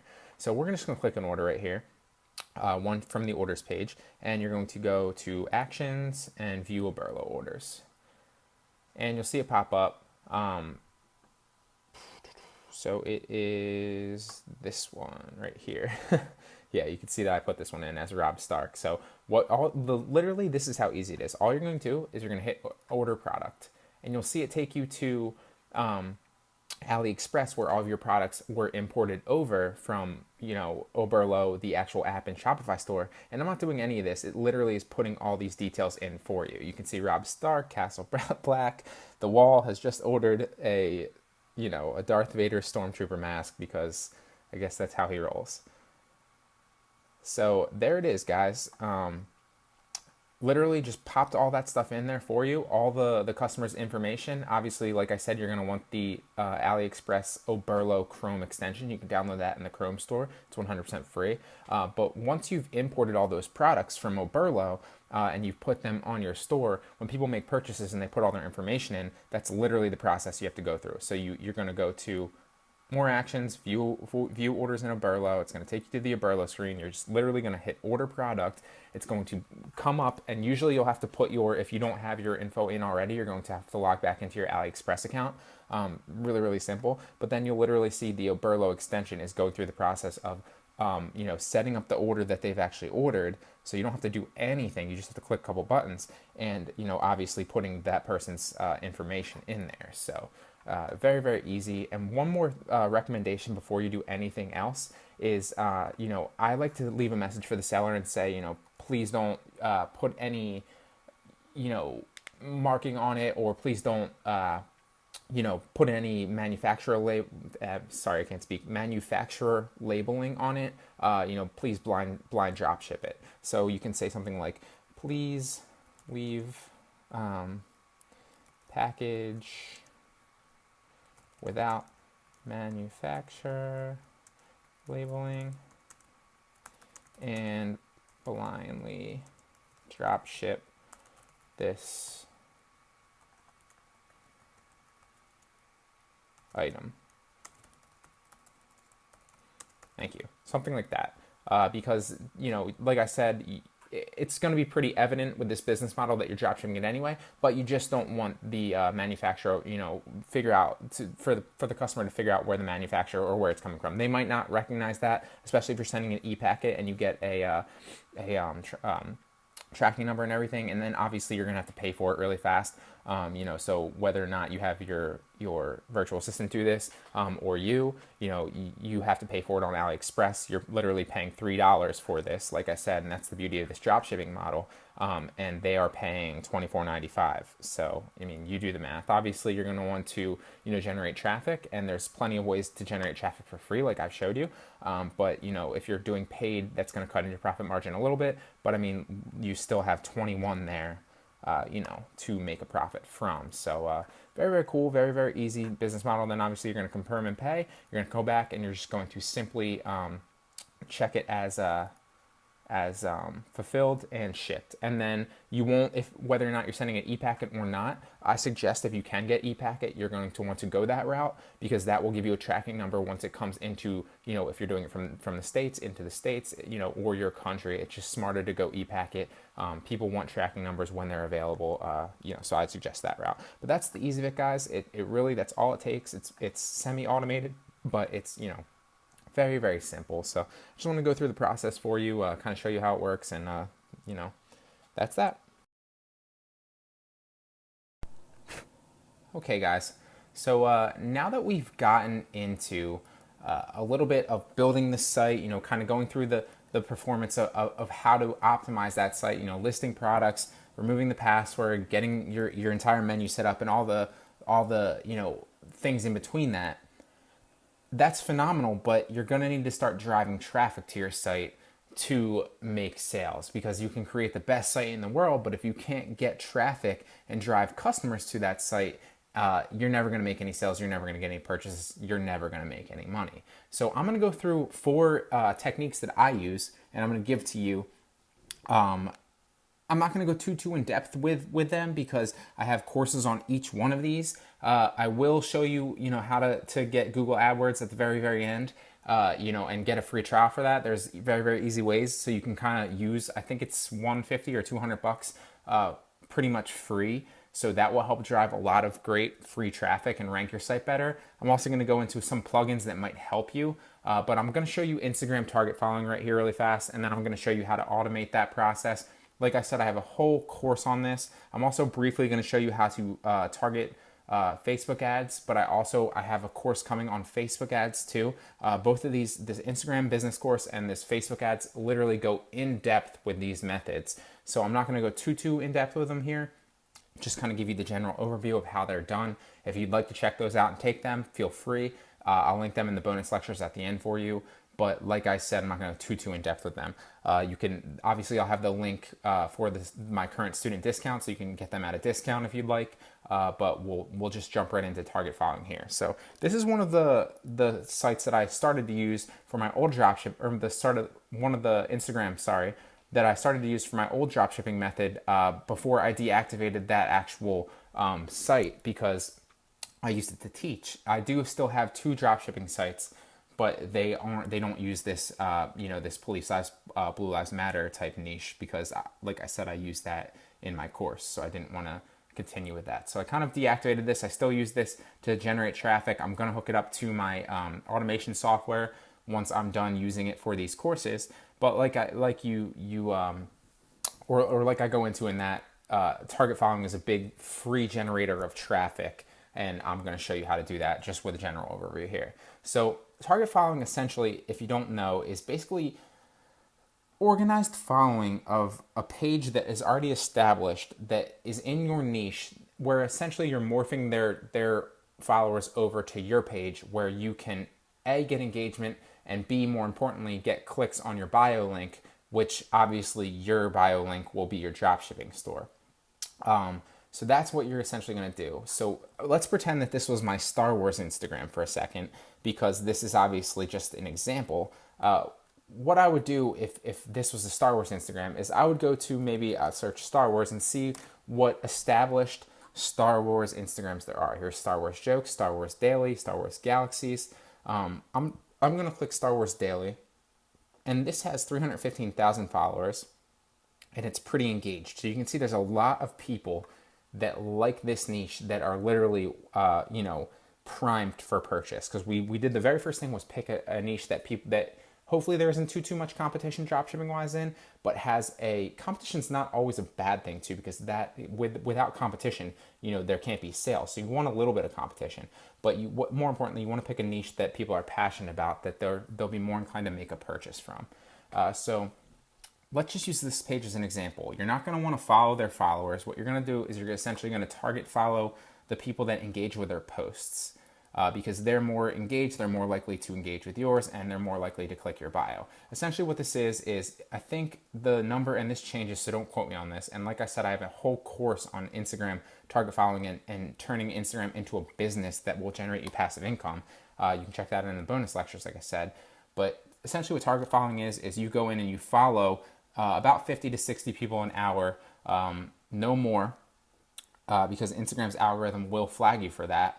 But you're going to want to target follow people on pages like this that are engaging with the posts. So maybe you follow the people that all commented on this post, or maybe you follow the people that all like this post. There's literally 8,800 people here that you can all target follow. Maybe you follow 50 to 60 of them in an hour until you burn this list. Then you move on to the next one and the next one and so on. And what will happen is for roughly every 100 you follow, just to spitball numbers for you, maybe if you're in a passionate niche like this, and you have good listing photos and stuff set up, is maybe 50, if you're lucky, follow you back, and maybe of those 50, 5 to 10 click your link.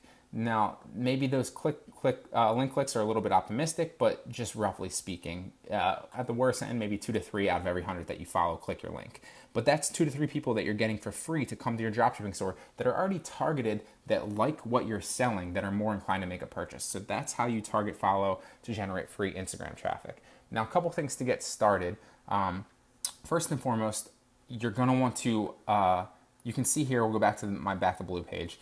If this was a Star Wars page, you're going to want to get started with at least 9 pictures, because when 99% of people go on Instagram on their mobile device. So you're going to want at least 9 pictures here that are all good pictures that have to deal with, in my case, Star Wars, in your case, whatever your niche details. And you're going to want to pick good pictures, and then you're going to want to, you'll see here on my latest post here, hasn't gotten too much engagement. I posted 11 hours ago. My very first comment, I put a little bit of a caption here, but there's no tags in the caption. I saved the tags for my very first comment.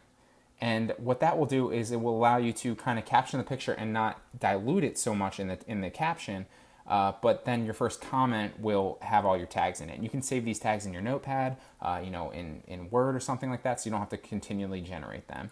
But that's essentially what you're going to do. You're going to post at least 9 pictures, and then you're going to want to post it probably once or twice if you can a day, to kind of remind people that you're still here and get them clicking your page. Because if they click your page, they're more inclined to click your link. They're more inclined to make a purchase from you, and that's target following. So that's to get it started. Obviously, I don't always recommend this, but in this Instagram case, you might want to purchase your initial 1,000 followers to kind of give you a little bit of social proof, because if you start target following people with no followers, you're going to have a lot lower conversions, because people are going to see your page as just starting out. There's no social proof there. If people click on your page and 1,000 people or 2,000 or 5,000 people already follow you, they're going to be much more inclined to follow you back and engage with their post and click your link, because you've already been established. There's a little bit of social proof there. So it's something to keep in mind. One of the pages that I recommend is Instacrease. So we'll go there really fast. Instacrease, I believe it's .net, not .any. Yeah, Instacrease.net. This is the one that I used in the past. It works great. You can buy 1,000 followers for $10.99. You can buy 2,000 followers for $14.99. You don't really need more than 1,000 or 2,000 initially, but it's something to keep in mind. It just gives you a little bit of social proof. It helps you get started, so you can start target following. You don't need it by any means, but it just helps. Another thing that helps that you don't need by any means is I like to use FollowLiker. It's the automation software that I use for most of my business Instagrams. And what that does essentially is it allows you to automate the process of the following and the commenting, so that you get more people coming to your page and liking your page and engaging with your posts and clicking your link every single day. And it's completely hands-off for you. You don't have to do anything. The great thing about FollowLiker is obviously it's a bot working in the background for you all day. And you're not, while you're sleeping, while you're out doing the things that you love, it's generating traffic to your dropshipping site, for you essentially. And the great thing about FollowLiker is you don't have to pay monthly. You literally pay one time in your entire life, and it stays with you for the rest of your life. So if you want to buy just one account for your dropshipping page or your dropshipping Instagram, you can buy one account. It's $57.99, one-time payment, and then you're done. And it literally, that will repay you, trust me, in a week probably, if not a month. So something to keep in mind. You can obviously buy an unlimited accounts license. That's what I have. It's $97.99. If you choose to go the one license route, you can upgrade to the unlimited or the 5 accounts and just pay the difference later on. You don't have to buy it all the way initially. So maybe you just want to start out with a 1 account license and upgrade later. I'm in no way, shape, or form affiliated with FollowLiker here. I'm just recommending it because it's what I use. It works wonders. Probably one of the best investments, definitely the best investment I've made Instagram-wise. Something to keep in mind here. So that's just the general overview of target following, guys, how to generate free traffic to Instagram. I'm sure you can understand the process and why it works and how it generates traffic to your dropshipping site. Like I said, I do have a course, a whole Instagram business course on this. It's called How to Turn Instagram into Your Business. It kind of deals with setting up a link here that you can monetize, but in your case, it would be a dropshipping site. Every same principle still applies in that to your dropshipping stuff, but you can set up multiple Instagrams and literally turn Instagram into your business. So I'll link that in the bonus lectures for you guys. Like I said before, and then we're going to jump into the Facebook ads overview. Okay, guys, so now we're going to move on to Facebook from Instagram. And I'm just going to give you a quick overview of two methods that I use. I'm not going to go too in depth with these just because I could literally spend days on this stuff. I have an entire Facebook marketing and business course coming out. Depending on what time you're watching this and what date, it might currently be out already. If it is, it will be in the bonus lectures linked for you too. So I'll link the special current student discount for you so you can get it at a discount. But something to check out, because not only has Facebook ads and this free marketing strategy that I'm about to show you changed my entire dropshipping model and increased my sales, but it's literally knowledge you can use for any type of marketing function that you might need in the coming years, and any type of business model that runs online. This is crucial for you. So I really go into depth about how to target certain things, how to go really specific, and I'll get into all that in my course for you. And then obviously retargeting and optimizing, and building social proof and all that stuff. Really in depth. But I'm just going to go briefly, kind of give you the overview of how to do it, and then if you want to check it out more in depth, you're welcome to do that. So the free method that I like to use, and this is so underrated. If you don't get anything out of this marketing, obviously for Facebook, this is what you need to take, because A, it's free, and B, it literally works wonders, trust me. So first, I want to preface this by saying you don't want to spam. First and foremost, because you just don't want to come off that way. It will lower your conversions in these groups and pages that I'm about to show you.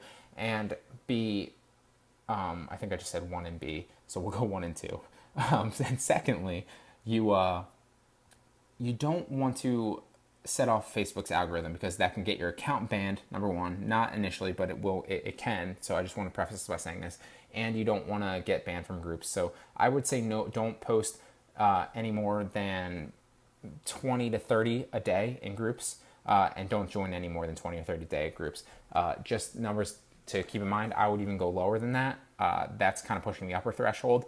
But Facebook's algorithm kind of monitors how many groups you join, how much posts and engagement you have in those groups, how many times you're posting the same links with the same heading content. So if you do post a lot, you're going to want to, and it's obviously going to be the same link for the most part because it's your dropshipping site, you're going to want to change the text that you're writing above those links, because that's something that Facebook algorithm takes into account. So if you're dropping the same link, like in this sense, you're dropping it from the same dropshipping store, I would switch that up. Maybe you drop different collections in, or drop a certain product page.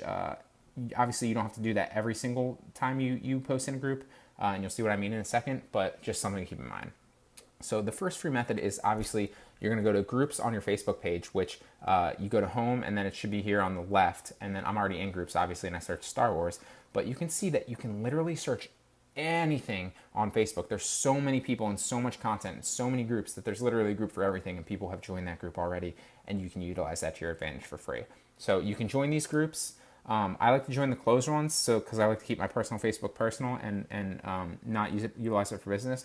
But Facebook has cracked down on people. You're not allowed to have 2 Facebook accounts. So I like to post in closed groups because nobody can see that. But you can post in public groups. You can post in anything. There's literally a million. Look right here, Star Wars collections groups. There's almost 31,000 people in this. Let's just pull this up briefly to show you. There's almost 31,000 people in this that all like Star Wars, that are all targeted. If I join this group, obviously they'd most likely accept me, and I could post a link tastefully, of course, with some good copywriting into one of these groups, and that would allow you to get exposure to almost 31,000 people that like Star Wars already. And you can see that there's literally a million groups for every niche that you can think of. It doesn't end. Almost 10,000 in this one, 3,500 in this one, 2,000 in this one. So it's literally endless, the possibilities for joining these groups and posting links in these groups. Just like I said, keep in mind the Facebook algorithm. You don't want to overpost and get flagged for being a spammer. So now we're going to jump into a little bit of an ad overview. I'm in the ads manager right now. If you don't have an ads manager, you're going to have to set that up, or not an ads manager, sorry. If you don't have a Facebook business account, you're going to have to set up, go to business.facebook.com and apply. I'll show you how to do that in my course too, if you want to check that out and get more in depth with that. But I'm just going to go for traffic because I'm just trying to get traffic to my site, and then I'm going to continue. And just kind of give you an overview. You're going to want to create an audience depending on where you're targeting. That's the first thing that you should do is, maybe you're targeting, like I said, I was targeting Mexico, New Zealand, Australia, the UK, Ireland, Canada, stuff like that. So those are places you're going to put into your locations. I'm not going to do that just because I'm showing you here. And then you're going to want to kind of roughly, I don't know what your niche is, but it might be different depending on what you're targeting. So use your common sense and kind of set the age, the gender. Obviously, like I said, the example I used previously was I targeted the women's bathing suits trend right when it was about summer. So obviously I would not want all, because I wouldn't want to target men and waste money on men. So I would just target women. But in this case, I'm going to say both. I'm going to leave it 18 to 65, just kind of get my rough numbers and run this for about a week is what I would do. And then get the results from it in my Facebook manager and retarget based on that, kind of retarget again and optimize. And then not only would you build a little bit of social proof and likes and comments on your post, but you'd optimize and re-optimize so that when you continually ran that ad in the future, it would be optimized and work and be profitable for you, and not vice versa. But you're going to have to put a little bit of work in initially to kind of find out what optimized is for your niche and your target ad group. So English, I'm going to say, or English, wow, languages, I'm going to say English all. Yours might be different. Detailed targeting is where it really, really gets specific. You can browse here or you can search. There's literally demographic for everything. So maybe I would say, I would go down here and you can go through these one by one and search them through them for, what might be relevant to your niche. I don't know what it is, so it's kind of hard to target. And like I said, I'm not going to go too in depth with this, but I would maybe check out interests, maybe entertainment, movies. Is it a science? I don't know if Star Wars is a drama or a science fiction. Let's just check that really fast. Star Wars, a science fiction film. Star Wars is not science fiction. It is fantasy. Okay, so fantasy movies. So that's what we target. We target fantasy movies. And then obviously you're going to want to continue to browse and look for suggestions. Maybe, you go to behaviors, you go to purchase behaviors, and then, you find something like engaged shoppers with, Star Wars clothing. You can use your mind and you can literally go through all of these yourself. I'm not going to go too in depth with it because I could literally go on for days about all these different target ad groups. But that's just how you're going to want to kind of target initially. You can see right here, this thing goes up and down for specific to broad. I'm very, very broad with a potential reach of 18 million people. That's broad right here because I'm only in fantasy movies. But as you continually add to the targeting, it's going to start getting less and less broad and more specific, and the potential reach is going to go down. But that's more targeted, so that's okay. Also, if you want to exclude people or narrow your audience, you can say that they have an interest in fantasy movies, but they also, have to have a purchase behavior of or digital activity of watching Star Wars movies or something like that. You can literally search through these, or maybe they play Star Wars games, stuff like that. So you can really hone in and get really, really specific when you narrow your audience or you exclude people. That will also lower your potential reach and make it more specific, but more targeted, which is good. You can save your audience. Also, automatic placements. I recommend going edit placements. I have found that I don't usually like to do Instagram, but it can work if you optimize it right. I don't do audience network. I like to click on Facebook and go into uncheck instant articles and uncheck right column. I've found that feeds are the most optimal and the most conversions because it's literally on somebody's feed. Not many people look all the time in the right, column up top where their news feed is right here. They literally or not their news feed, their like kind of action feed. Their news feed's where you want your ads to be placed. So I always go there. You can switch it to mobile only. I'm gonna keep it all devices for now. But if I see in my retargeting that mobile has better conversion rates, then obviously I'm gonna switch it to just mobile. And then you're gonna down here and set your budget. I would start it out with 5 to 10. You can go 20 if you have more of a budget to kind of get your numbers. It will allow you to get more information faster so that you can retarget and then kind of and make it more optimal faster. But if you're just starting out, I would say 5 to 10. You can set a start date. I run my ads continuously because I just like to turn them off myself. And then obviously you're optimizing for link clicks. I keep my bid amount automatic and not manual. And then I continue it, and that will take you down to the ad where you can set your ad up really self-explanatory, kind of just, I like single images. Sometimes a video works really great too if you want to set that up. It's a little bit more time consuming and a process. You're gonna have to have a video already ready. A slideshow works great too, but we're just, for the sake of showing you, we're just gonna set up a single image.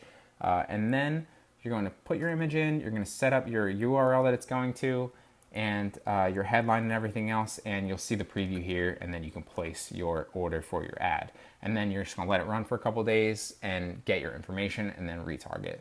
That's how Facebook ads work and how you can really specifically retarget people on their news feeds. I'm not gonna go too in depth with it, like I said, because I have a course coming out on this if it's not already out, depending on when you're watching it. Really excited about that. It's phenomenal. It's got a lot of great value and content in there. It will be linked in the bonus lectures for you at the end of this course. So now we're going to jump into a little bit of Google AdWords in the next one, and then we'll finish up from there. Okay guys, so now we're going to go into a brief Google AdWords tutorial here and how to kind of target certain keywords and get exposure on Google and get traffic that way. So one of the first things you can do obviously is you obviously need an AdWords account. You can get a free coupon link if you go to Google and you type in free AdWords credit, and that will give you I believe it's 150 is the current deal. That might switch. It might be 75 for 25 or 100 for 25. I got one, I believe it was a week ago on my new account for $100 when you spend 25. So that's 125 bucks that you get to spend on Google AdWords for 25 bucks. It's a literal steal to get started, and you get Google AdWords help from an AdWords professional. So something to keep in mind, that will help you get a kickstart on your traffic generation, because Google, generating traffic from social media like Facebook and Instagram, like I teach, is phenomenal, literally phenomenal. But you're also going to want to get some established on Google a little bit too. Google AdWords is a great way to do that. So you're obviously going to set your campaign up and target certain keywords by clicking the campaign button and adding your keywords there, and then setting your bids. But to find out what keywords you're going to want, you're going to want to go to Tools and Keyword Planner. And then here you're going to want to, there's two ways you can do it from the Keyword Planner. You can either find a dropshipping site that's is already making money and has a similar target niche, and you can literally just Google Shopify dropshipping store and then your niche, keyword. Mine's Star Wars, obviously. Yours might be, something else, obviously. But so then you're gonna want to either, you can implement their URL by typing it in here to their website, their landing page, and that will give you keyword ideas of what they're targeting, through the keyword planner. Or you can just type in the keyword here, and that will give you better ideas of similar keywords and give you a little bit of an idea of the competition and the average monthly searches. So if I was going to target the Star Wars The Force Awakens, there's low competition, but it gets, roughly 100,000 to 1 million searches a day. That's perfect. That's ideal. You want low competition with high monthly searches. Obviously, optimal would be as low as you can get with as high as you can get. So this is a perfect example of a lot of good ones that don't have a lot of high competition, which is very strange. You usually see these competition a lot higher with the average monthly searches a lot lower. So like I said, once again, maybe someone wants to jump on this dropshipping idea because it seems to be a pretty good one. So these are some things you're going to want to target. Obviously, if you have products that are specific to these niches, you're going to want to target those, set up a campaign to target that exact product listing. Maybe you have a Darth Vader mask, like I did. I'd target Darth Vader and set up my campaign to run with that exact product listing. Maybe you have a bunch of Force Awakens. Maybe that's one of your collections, and then you target your entire collection page to Force Awakens. Stuff like that, things to keep in mind. But like I said, obviously, something with high competition you want to avoid. Something with medium probably is decent, but if you have a bunch of lows like these with high, average monthly searches, those are things you're going to want to target. That's optimal. So that's Keyword Planner for you guys. You can, like I said, you can also enter their landing page, competitor dropshipping sites in there, so you can target their keywords. Another thing to do is I like to go to Google, and there's two things from Google because nothing is going to give you the best results on any search engine more than actually doing your keyword research. So I like to go in and I'll type like Star Wars fan gear. I don't know what that was. Star Wars fan gear. And you can see these are the insights that a lot of people don't know when they're doing their SEO and their AdWord campaigns. So first and foremost, you're going to want to rank in search results for certain things. So you're going to want to be on. It's a little hard to get on the first page of Google in a lot of these things, but you can set up your ads. So like these ads that you see here will be your Google AdWords. But if you can get on like the first 3 pages of Google, that's pretty solid. And I'll show you how to kind of analyze certain keywords. So right here. This is your site's listing. So these ads right here are going to give you keyword or good examples of keywords that you potentially could target. There's right here. This Disney store says Star Wars at DisneyStore.com. Some of the keywords that we see in here are Star Wars shirts right here, Star Wars toys, Star Wars costumes. Let's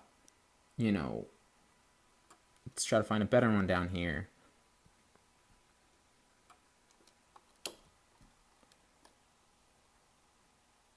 Everything Star Wars.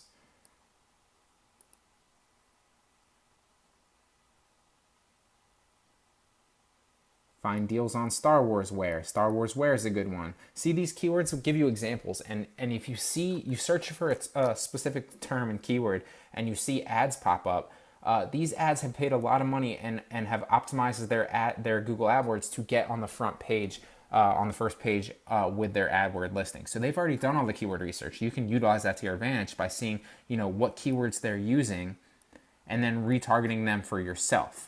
So that's something to keep in mind. Another great way to do it is to go to the Chrome store and you type in Mozbar. It's a great plugin that you can use and it's a free plugin.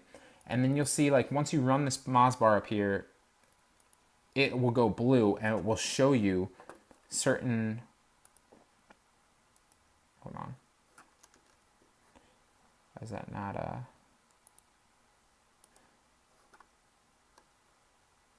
Oh, I'm not logged in, that's why. I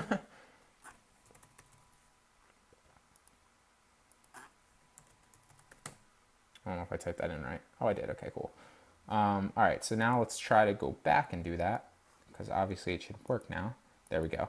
Okay, so this will give you a lot of insight. Once you install this Mozbar plugin right here, it will give you a lot of insight on how targetable that Google AdWord is. So Star Wars fan gear looks to be somewhat targetable. A lot of these are high ranked because this is PA stands for page authority, DA stands for domain authority.